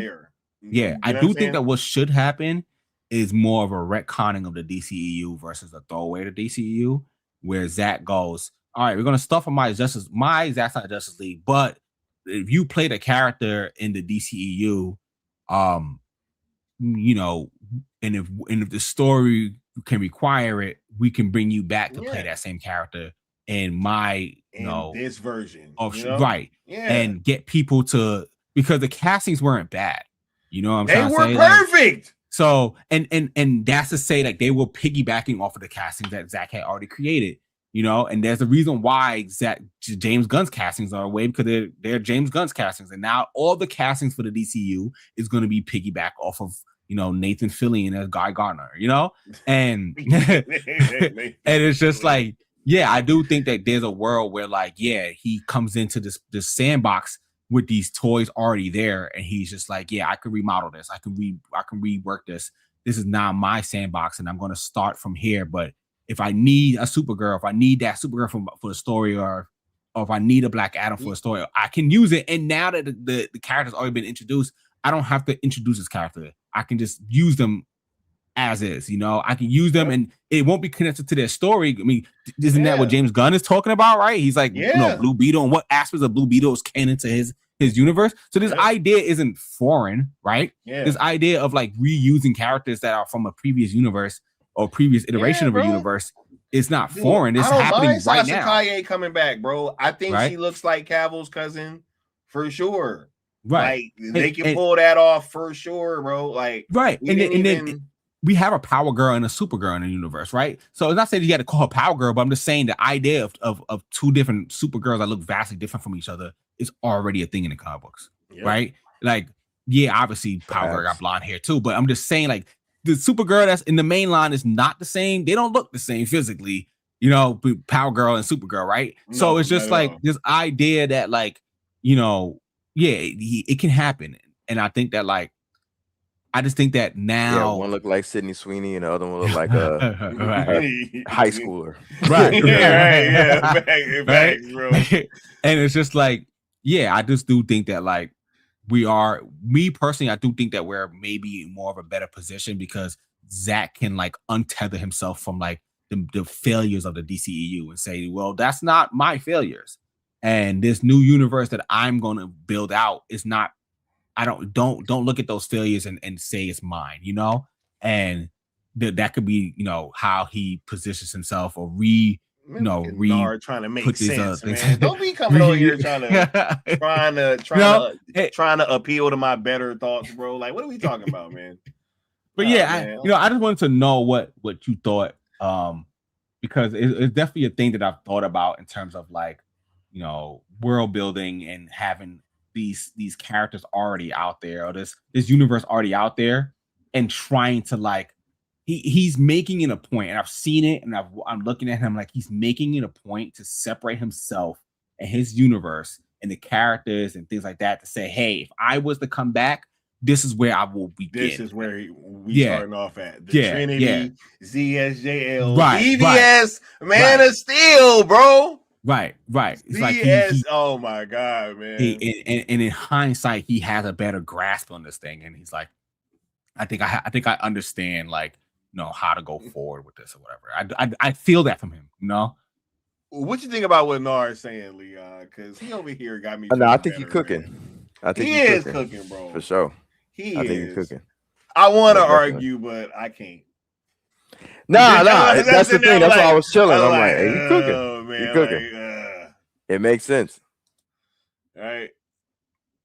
Nah, it definitely does, bro. Because it was a lot of failures in there, right? I mean, I'm not necessarily saying that I want, you know, Black Mask back or anybody like that. You know, that pissed me off, the Black Mask. Right. Oh, that was crazy. That was crazy. That's when we started to see, like, what aspect of Black Mask did you think pissed you off? Bro. Everything, bro. Here's what I'll say. Not my scientist, bro. I'll say the PG version. You said no, what? Not my scientist, bro. You know what I'm saying? Nah. Yeah. I just hate the fact that I went to go see a movie with Black Mask and it was a guy for like 90%, and then he became Black Mask and died. Yeah, bro. He was just a club owner. Yeah. Or some shit. Bro. And then he became Black Mask out of nowhere too. And it seemed insecurity issues. Yeah, it seemed like, we got backlash because and was dating Victor's, I think you froze again. Yeah, he was dating Victor's ass, right? Right? And like it seemed like they were like, wait, we got a lot of backlash for Black Mask not actually having a Black Mask on. So let's put this random scene where he shows up outside with the Black Mask on, and then he takes it off and then dies. Crazy, right? And because it was like, the movie wasn't shot with him. He never put that mask on, bro. It was a trophy in his little rooms, right? It was like a trophy that sat there, and he never actually put it on. Wait, he put it on once, right? He put it on one time, like once in a scene, and then it was off. He took it. They did the same shit with Huntress too at the end. Yeah, when she finally put it on, and it looked cool too when she finally put it on. I was like, oh, that looks dope. And that's how I know it was a reshoot. I know it was a reshoot for him to put it on because he didn't end the movie with it on. He put it on to yell at them from outside, and then the mask came off. And then you can tell, oh, that was a reshoot. The rest of the movie is already shot without him with the mask. We just need to have him with the mask on because people are upset the mask isn't on. They shot the whole movie and was like, oh, damn, we done pissed off our test audience. Yeah, that's what it was. It was the weirdest thing ever, bro. Thought that they would have expected that Black Mask wear a mask. Yeah. You know what pissed me off about this movie and about that movie in general was that the selling point of the movie was basically the creatives. And I'm gonna try to leave it at that. You know what I'm saying? Like it wasn't like, oh, these people are immensely talented. You know, these are their names. It was like what they are. I'll just leave it at that. Yeah, I think I touched on that earlier with the you know, I said, you know, the problem that I have with that movie and that other B55 movie, that they're basically the same thing. Oh yeah. It's like, yo, we get it, bro. When the shop owner who's supposed to be Harley Quinn's friend is also a bad guy because he sells her out. It's like, all right, you know, everybody everybody who has a problem sitting on a train with their legs too close together is a bad person. Right. You know what I mean? Like it gets to a point, bro. It's like, but the assassin that was running around is just misunderstood. Right. Yeah. Oh, man. Yeah. You know, right. You know, she doesn't have a problem with, you know, sitting on her legs. Right. She dropped her egg sandwich and all that. Yeah, bro. Oh my god, bro. Yo, and the fact that this is when I knew DC was going down a direction that was just like, it was a meme, right? Everybody and their mom was like, oh my god, cinema, so much drama in this one egg sandwich scene. And oh my god, they were trying to make it cool sell it and cute and like they was selling it. I was like, yo, who gives a like? What are we do? Why are we doing this, man? I remember I saw a tweet that said the movie was so good because it made you care about an egg sandwich. Egg sandwich, yeah, yes. I remember that, bro. Yes. Oh my god. Yes. I want to blow everybody up. Everybody is dying, bro. Everybody, crazy, doing, bro. That's a perfect quote, man. Because that's exactly that was the energy they had, bro. Blow up the app. Just blow up the app, bro. Blow up the whole app. Everybody take a time out. The right? App gotta go, bro. The app gotta go. And now don't just log them off completely forever. The app blow has to the go. whole shit up. No, the app has to blow up in your phone. Like they made us. It has to have I was like, a little graphic of it just exploding, and you just gotta look at it like, what the hell? It's like you just see like poof, and then it's when y'all went to go see it. Oh my god! Did y'all all see it with women? Bro, of course. I mean, yeah. What was their reaction to it?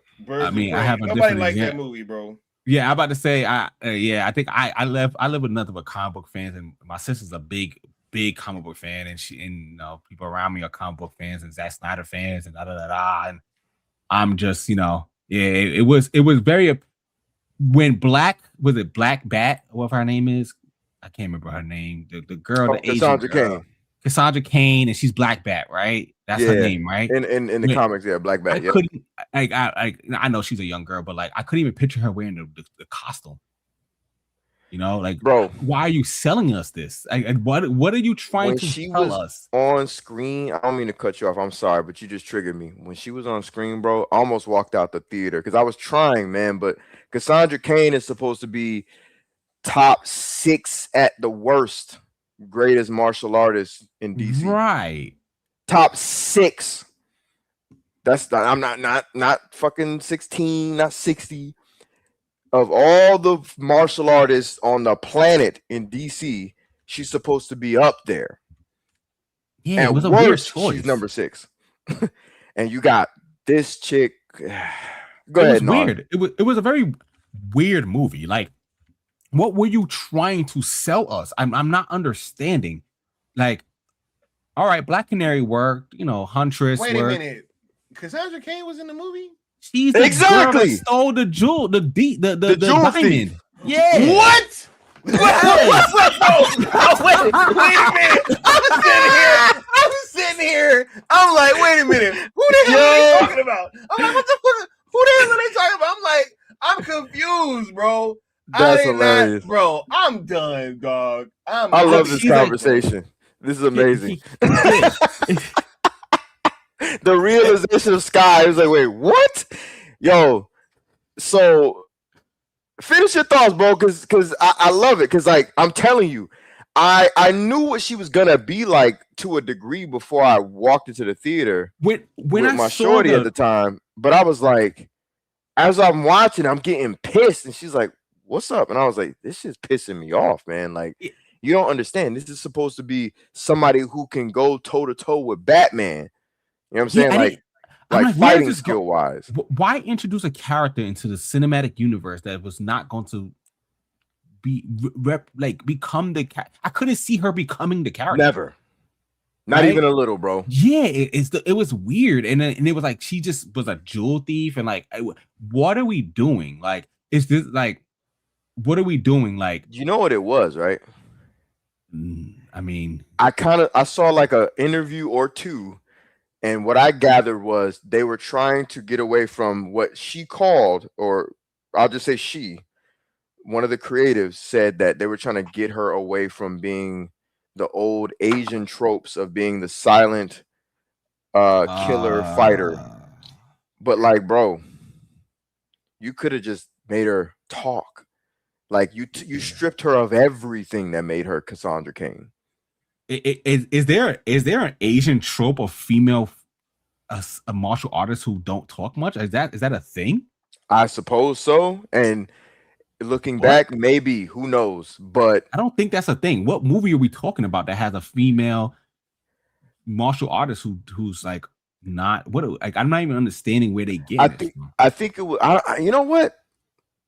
I don't know. That's always been a thing that I've heard certain people complain about specifically. So when she said it, it didn't sound like a new complaint at all.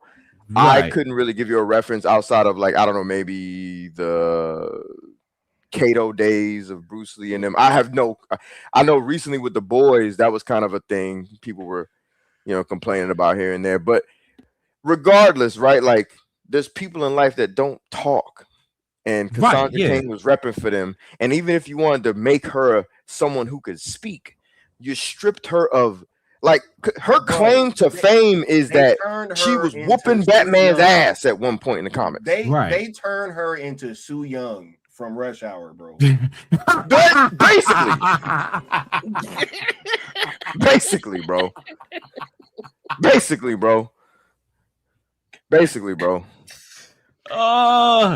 I'm sorry. Bro, what is this? Bro,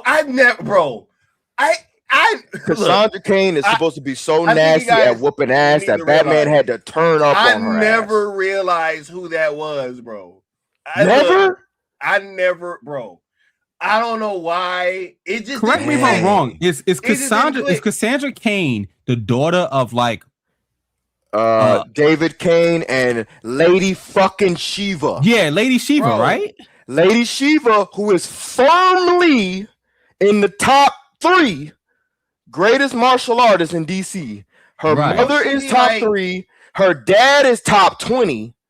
You got a top 20 dude. Wildcat ass or something like. She whoops everybody's ass. She whooped Batman's ass.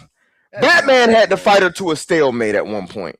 Like Batman, he's honed his skills to a point where he's fighting Shiva to a stalemate. He's fighting Bronze Tiger to a stalemate. And I don't know about Richard Dragon. Richard Dragon whooping everybody's ass with them paws. You feel me? But I love DC martial artists. Don't get me started. But David Cain and Lady Shiva made her. That's why she's in the top 6, firmly in the top 6, bro. Some would argue 5, and I ain't arguing back. I watched that whole movie, bro. That shit just went over my head. I was like, whoa, bro. Okay, I have a question. right, that I would like to ask you, Apex Lux, right? Why would I think that was Cassandra Cain? Let me just ask you that, since everybody want to laugh and get their jokes in. Why would I think that was Cassandra Cain? You give me one reason to think, Brother, to even think, bro. I got nothing. I thought that was too young, bro. I thought it was too young for sure. I don't care how many times they said or didn't say her name. You are absolutely right, Sky. I don't even remember them really saying her name like that. Because I can't remember. Put it like this, one time. Yo, facts. Put it to you like this. If they said her name, right?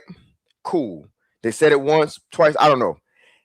It's one of them situations where, if me being me, y'all see how hardcore I am about DC and martial artists, or DC in general, but let's say, fuck, man. If I would have saw Cassandra Cain traits without hearing her name, I'd have been like, yo, is that Cass? I literally would have been like, Asian, who's built to whoop ass, who can't speak, like, and she's just nasty with it the whole movie. I'd have been like, yo, who? I'd have been like, yo, is this Cassandra Cain? Please tell me this is Cassandra Cain. But instead, it was the chick from Rush Hour, essentially. Essentially, bro. I remember seeing the promo, and I was like, there's no way that this is what they're doing. And my whole, it was just so weird, because I remember that time being the whole, Zack Snyder's movies aren't comic accurate, so we're going to lean into a more comic accurate, and then that was created. And I was like, so you guys are leaning the furthest away from comic books right now. It was the weirdest thing ever. Like, it was like, I'm like, how is this a comic accurate movie? Like, Harley Quinn don't act like Harley Quinn. And I already have problems with Harley Quinn in the comic books as it is right now. I hate when they, for some reason, female villains aren't allowed to stay villains. They need to be like turned into like something else. Like Poison Ivy and her are not really villains anymore. And I don't know, but yeah, like it's a thing. That cartoon, but they're lovers. Yeah. Like female villains, if they become popular, they're not allowed to stay villains. It's the weirdest thing. But yeah, and only like in recent memory, man. It's the culture I was getting ready to speak on a bit earlier, where with Birds of Prey, they started injecting that new cultural standard, right? But go ahead. Yeah, and it was just that was the I didn't know who would hashtag not my scientist.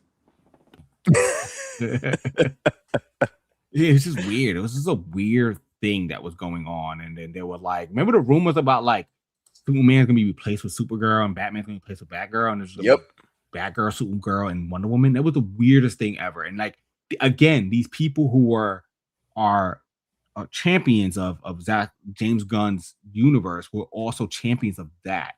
And that's where I'm so weirded out by when I go online and I see them saying like, you know, I'll see like somebody put up Zack Snyder's Superman, and then somebody will comment or quote, or but James Gunn's Superman is the most comic booky accurate Superman to put on screen. I'm like, but you guys wanted Supergirl as part of the Trinity with Batgirl and Wonder Woman. I'm not understanding what your position is. Facts. You know, by way of Birds of Prey, essentially, which is one of the most comic inaccurate things I've ever seen ever.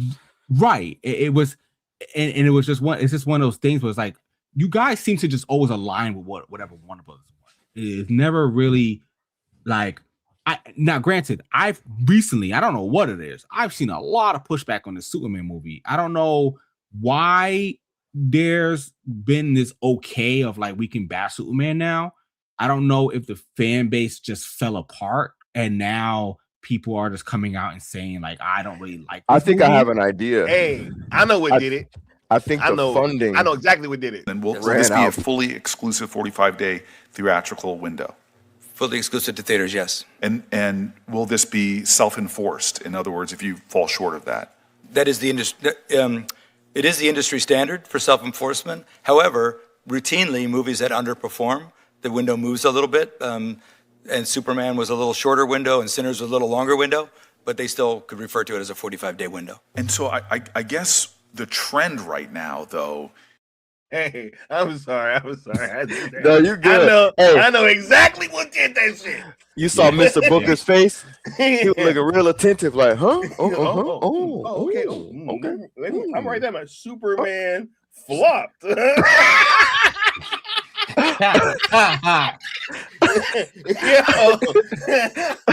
Okay, that's one for the record books. You know, put that shit in the congressional. Sinners did well in the congressional hall of records. You know what I'm saying? That shit going down in the annals of history, dog. The Superman flopped. That's real. That's crazy. Yeah, that is crazy situation. If they decided to do, damn, that's on record, bro. Yeah, that's on record. It's on wax, bro. That's nasty work. That's nasty work. I remember the two times the two times I've seen the internet go into a freaking nuclear disaster in regards of freaking DC from the other side was when Ted Sarandos, that's his name, right? When he said that, right, and there was a meltdown from like the James Gunn side of the DC fandom, right? And then when Toby Emmerich got fired. Oh my God. Yep. Oh. I remember going on and seeing when Toby Emmerich got fired, and everybody who was like against Zack Snyder was like, they were having emergency meetings. Yo, that is so true, bro. Do you remember when that happened, Apex? Oh, absolutely. Yeah. Absolutely, bro. Oh my God. The day Toby Emmerich got canned. I remember like Grace Randolph. I remember Grace Randolph addressed the Snyder Bros that day. Yep. we fired them. Hey. She was like, these Snyder Bros are not going to get what they want. Like, whoa. How did we? It's always about us. Snyder!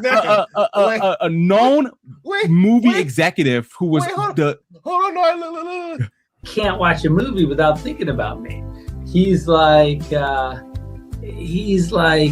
I don't even know who he is. Like, as far as I'm concerned, I literally never read anything he wrote. I don't know who he is. He's nobody to me. But to him, I'm somebody very important, in his life. That not only is he mad at my movies, he's mad at other people's movies that remind him of my movies. That's an incredibly powerful, emotional place to live in. I'm sorry. I feel bad about it, but it's like in the sense that I don't want to take up that much space in anybody's life.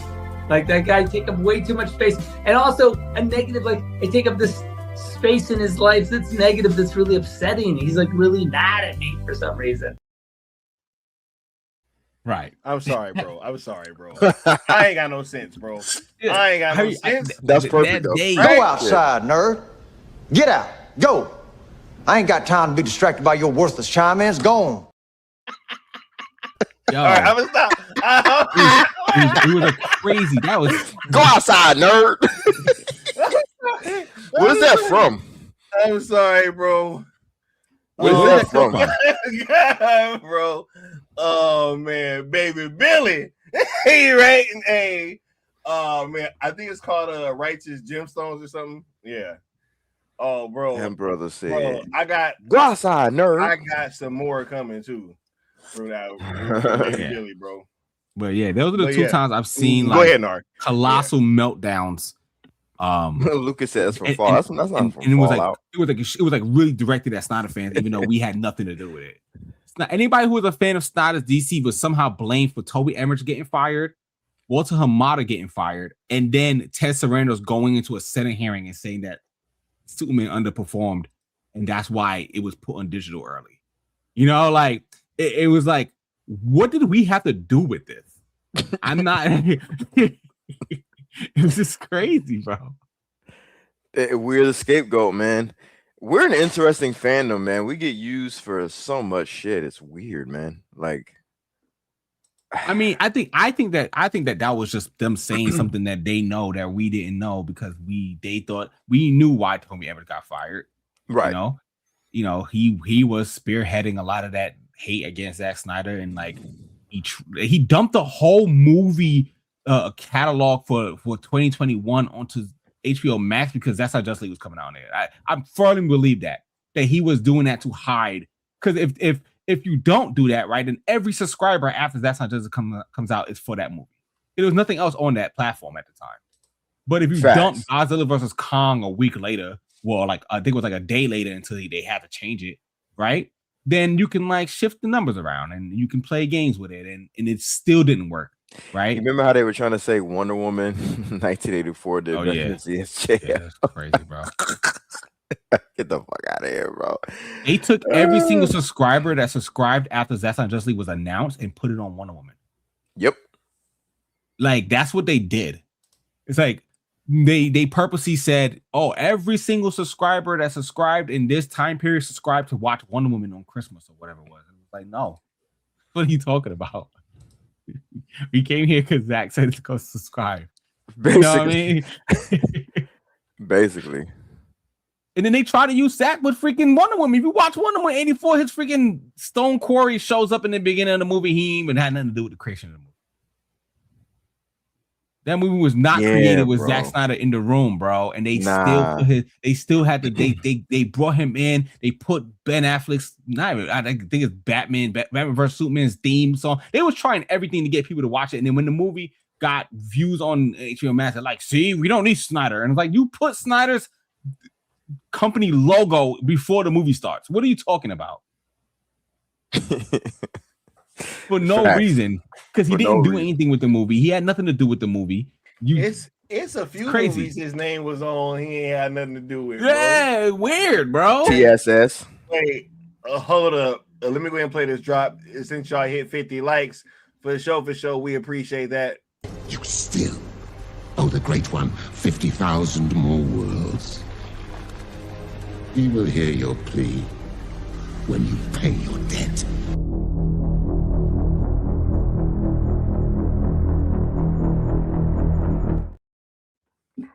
Yeah.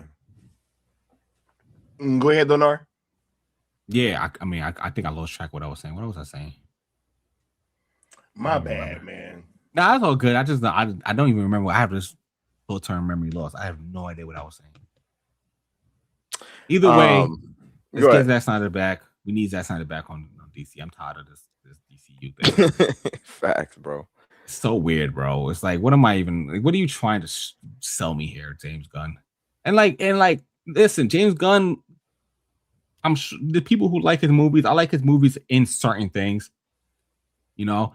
And like, I just don't think that the DC needs to go this route, or like it needs to be the only route that DC goes down. And then you're not even confident in like you got Clayface coming out and it looks like a Matt Reeves movie, and it's like, what do we? I don't even understand what's going on in terms of what James Gunn is trying to do, and now he's on the internet asking his fans to tell him what's canon or not. I'm done. I'm done. You know? You said what's canon?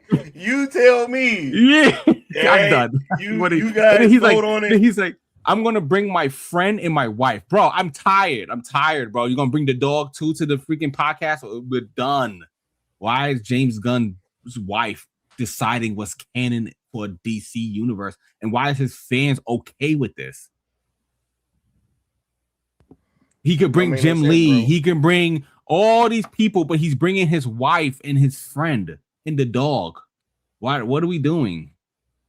You know, I'm done. Can we go back? Can we fix this problem? I can't, bro. I'm like, yo, I want to enjoy DC and I can't because I don't know, Superman. I see this whole conversation. Superman is wearing hypno glasses, and that's why Lex Luthor can't figure out who his clone looks like. Because the guy's wearing hypno glasses, and I saw somebody like saying like, so is he wearing hypno glasses when he was in high school? And it's like, yeah, nobody asked this question, and that's why the movie is weird, because it's like, yo, there's so many weird problems with it that are just fixed by James Gunn throwing something at it, and that's what the movie seems like. You know, it's like, oh, I have this problem, let me just throw this one thing at it, and you know, defend it later on or whatever. It's just, I'm done with the DCU. We need to go back because we need to get Zach. just give us Zack so we can like finish it out. Get Ben Affleck Batman. I think you guys are afraid that what ends up happening is they make so much money that they can't. Ben Affleck is now Batman, right? And they have to like continue with Ben Affleck as Batman. And there's people who were spearheading the hate towards that, and let's see how it goes, I guess. Hey, I appreciate that, man. Look, Nar always pulling up, giving some game, giving some wisdom. You know what I'm saying? And I actually changed this to the downfall of DC, man. I think low key, like we need to have like a longer conversation on just that aspect of it too. You know what I'm saying? That's why I named it the prequel. Like, you know what I'm saying? Yeah, bro. That Birds of Prey conversation was interesting, man. Alone, right? Like the intricacies of that, right? And how that era, it was like one of the dominoes of what we're seeing now, man. Yeah, bro. And they be sitting there, bruh. And they be sitting there like, hey, yo, Sky, man, y'all grifters, bro. All y'all do is talk about this stuff. Y'all don't care about DC. Y'all grifters. And, man, that's what I got to say to them, bro. By the time I pay my scientists, all the people in my lab, my developers, the lab rats, it's a wash. Well, why you do it then, baby Billy? 'Cause I'm selfless, and I want to heal as many people as the dear Lord will let me. Why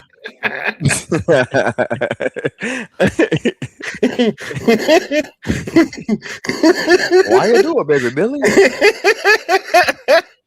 Oh my God, bro. Hilarious, man. Look. Yeah, bro. What's y'all final thoughts as we close this thing on out, man? I'm gonna go with you first, Nar. You know what I mean? Thanks for pulling up. First and foremost, man. Yeah, no doubt. Always adding a whole lot into these conversations, bro. Most definitely, and I appreciate you. Yeah, no doubt, bro. Anytime. Hit me up anytime, bro. If I'm available, I'll definitely jump on it. All right, chatting with you guys. But yeah, takeaway. I mean, at the end of the day, we need Zack back for his movies. I don't care if it's on parallel to the DCU or just on its own or whatever it is, or just bring it back. Let's get back to what was making DC great. And yeah, y'all, I'm not really rocking with the DCU, so I guess that's where I stand with that. My brother lives in Japan. Called me like a few days ago. Like, I watched Superman on a plane and it sucked. And I'm like, I kind of told you that. And then he's like, yeah. So even if you don't live in the States, I guess you can still get the same response from the movie. But yeah, so definitely that. I definitely keep supporting Zack. I say definitely keep supporting Zack and letting them know that. Because one of the points I wanted to say was that, like, I do think that, like, if the hashtag wasn't created by you guys, I do think that the conversation around Zack would have plateaued, right? It would have around his DC. They would have been just talking about restore the Snyderverse, and I think that, like, I've already told you this already. They eternally killed that hashtag from within Warner Brothers. So when you know, so. Yeah. It was definitely killed. Yeah. You guys were sitting there. Yeah. That they definitely said, restore the Snyderverse, and then they told the investors it meant this, and then they just ignored it from there. And when you guys made that Netflix, it was like, wait, hold on, now. What does this mean? What does Snyderverse mean? What does this mean? Yeah. What is sales ZSJ? Man, yo, we was getting info right out the offices, bro. It was people having to answer questions. Why is Superman not trending higher than sales ZSJL on Netflix? That was literally happening. Like, what are we talking about? You think they wouldn't having to answer questions? Right. The CEO of the freaking studio had to come out and address a hashtag. Yep. And now, like, God, this is wacky. Yeah. It was the weirdest thing ever, bro. That's why he called us Lex. Never mind. I ain't about to go into all that, bro. I ain't even about to have to go into all that. Because that's why he was calling us Lex Luthor. You know what I'm saying? The mastermind. right? The financier. Yeah, so but The yeah, hacker. just let's just keep supporting Zach. Let's make sure that, you know, as fans we have heard Lexus of the world. The Lexus. Yeah, it's just crazy, bro. He said he hurt his feelings, Nar. Nar, how do you feel about that, bro? He said Superman had to let Lex know that his feelings was hurt. Oh, is that what that is? Bro, you didn't see that behind the scenes thing? Oh, you talking about the feelings is your feelings thing? Yeah. The feelings is your feelings thing. Oh, that's funny. Said, yeah, you gotta let him know that he hurt your feelings, bro. You gotta let him know. That have feelings that feel. It's okay because they that feel. you know, yeah, you gotta let him know, bro. Yeah. You know? I was like, hey, just point to him. Just look, just point to the doll. on the doll where Lex hurts you, bro. You know what I'm Woo! Oh, shit. yeah. You know what I mean? Yeah. I'm That's sorry, crazy. bro. I'm sorry, bro. Just but the funniest part of that video is how David was like, okay, and walks off. And he was like, bro, this he was fucking like, guy. I don't even care what it is. I'm Facts, gonna he do gave whatever up. you tell me to do at this point, bro. I'm gonna just turn my brain off. Oh. And then he started crying behind the camera. Y'all remember that part too? He was crying right after that shit, bro. Yeah. Oh my god. And then recently I saw a video. I saw a video where they said that David came out and said that him and James Gunn was beefing on the set a lot, bro, and that it would get really heated at times. Oh and I'm like, okay, that's fine. That's fine. There's creative differences. You work it out. That's part of it. You hired an actor for a reason. Blah blah. But I remember I can see a lot of people bringing up like, well, Henry didn't always agree with Zack Snyder on the set, so why would he want to come back? David didn't want. They didn't agree at their own interview. They're sitting on the panel. And he's like, well, disagreeing. They're like, yeah. James Gunn is like, well, I don't know about the chance. And he's like, well, you the one who said you wanted it, bro.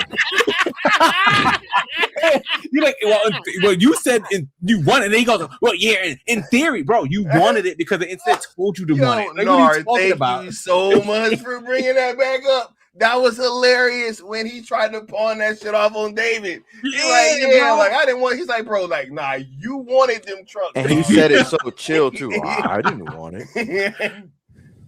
Yeah, he was like, I just gave you a reason for why it could work, but like you wanted it, bro. Like, don't you put that evil on me, Ricky Bobby. Facts. Oh, yeah, Crazy, bro. So they were. Like, you seen that Supergirl trailer, bro? I ain't watched that shit, bro. Yo. I ain't watched that. There's a clip where like Superman is talking on the TV screen, and it's like, I ain't never seen a man so upset that he has to do a few lines. That motherfucker said, I want to go be in Star Wars. Y'all remember that? Yeah. Yo, I was like, I seen this Supergirl trailer, bro, and I'm like, he is done. He's finished, bro. I'd never seen a more unhappy person in my life, bro. He said, I can do Star Wars because I can negotiate more money. I was like, damn. He's done, bro. Like $600K. Superman, bro. They was like, bro, go take this Amada burger and shut up. It was crazy, bro. Anyway, man, look, bro. We gotta stop because I will go and I will keep roasting this movie so much, bro. This is crazy. Look, I appreciate you, Nard, and thanks for pulling up, bro. Yeah, we gotta have this downfall of DC conversation and extrapolate on that more, man. I think that's dope. For sure. Yeah, for a fact, bro. Yep. Apex Lux, man. What's your final thoughts, bro, as we get on out of here, man? I'm gonna keep it brief, man. I think that in a not too distant future, we're gonna look back and people who study filmmaking, etc., are gonna look back and wonder why all this took place. You know, what was the rhyme or reason about all this, right? And like we know pieces and large chunks of history, but I think people are going to be scratching their head like none of this had to happen. And I thought it was about entertaining and making money at the same time, right? None of these actions pointed to that, right? So I just think it's fascinating. I can't wait till this shit becomes like a documentary one day. And it's probably going to be one of them unauthorized joints. Y'all remember those back in the day, especially like in the in music and hip hop, unauthorized documentaries and stuff like that. Mm-hmm. But yeah, man, those are my final thoughts. One day, I can't wait to see someone do an unauthorized. Hell, we should probably fund that shit. We should probably do it. We should probably get some folks together to do an unauthorized version of all this, because this shit is crazy, man. The downfall of DC, you know. Yeah, man. That day is gonna be crazy. I'm looking forward to the day that they've been so disconnected from it. So now people aren't afraid to come out and be like, yo, this was happening and this was said and this happened. And you know, I was sitting at work one day and then somebody came over, an executive came over and told me, yo, put the movie under Tom and Jerry. Like, you know, like that's right. Yeah, it's gonna be crazy, bro. He told me to put it under Tom and Jerry. Bro, when the Tom and Jerry files come out, it's gonna be crazy, bro. You know how dumb that was in hindsight? Because like crazy. Y'all gotta okay. I know that it hurts a premiere, but like that shit, man. If I'd have saw that, I'd have been like, yo, this is crazy. I'm getting to see this like this. Because it was still on HBO Max, right? Yeah, it came out like the next day, I think. So it's like, what were you doing exactly?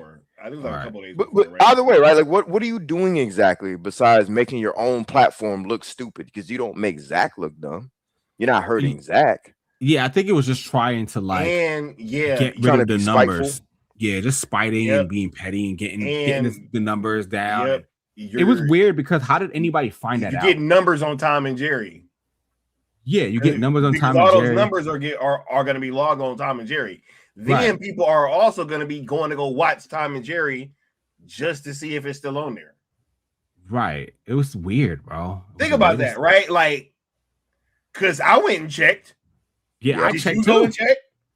Yep. I went to go check. I didn't watch it. I checked it and then I was like, fucking bro, Tom and Jerry. Yeah, because I was waiting for this movie for years. I went to go watch it. It was already gone. Yeah, it was gone for me too. Mm-hmm. Exactly. But that's what I mean, bro. I just always question how did anybody banana in the tailpipe. Yeah. That shit was announced. Yo, it was almost like one of them things with that Dan Lin situation. Like as soon as it was rumored Dan Lin was in possibly in talks to be the head of DC Studios, all of a sudden we're seeing some random clip of him on a podcast from years ago. Yeah. Possibly joking about the Zack Snyder film. And that shit dropped like immediately. I'm like, wait a minute. Whoa. I remember saying that shit online and like putting everybody up on game about how quickly and how ridiculous that was. Like everybody was just falling for it. I'm like, hold on. So we don't know who this guy was. We didn't know him from Adam. Never heard of Dan Lin, bro. Never heard of the guy. And literally the same day, all of a sudden, we got this freaking clip. And people gassing it up like he's a villain of the Snyder fandom. I've never heard of this dude. Y'all talking about him like he's Walter freaking Hamada. Get out of here. Yeah, it's like, how did you find it? It was the weirdest exactly. Thing. Other than it being all Dan Lin fans, right? I don't know where Dan Lin has this large fan base. That's like, yo, I remember when he said this thing on the interview that you watched. Y'all don't know who Dan Lin is. Facts of a random guy. I'm actually inundated with the Hollywood bullshit, and I had no idea who Dan Lin was. No idea. I was like, "What? Like, who the hell is Dan Lin?" That's how I knew to say that. Exactly. When I said it, because I'm like, I know everybody.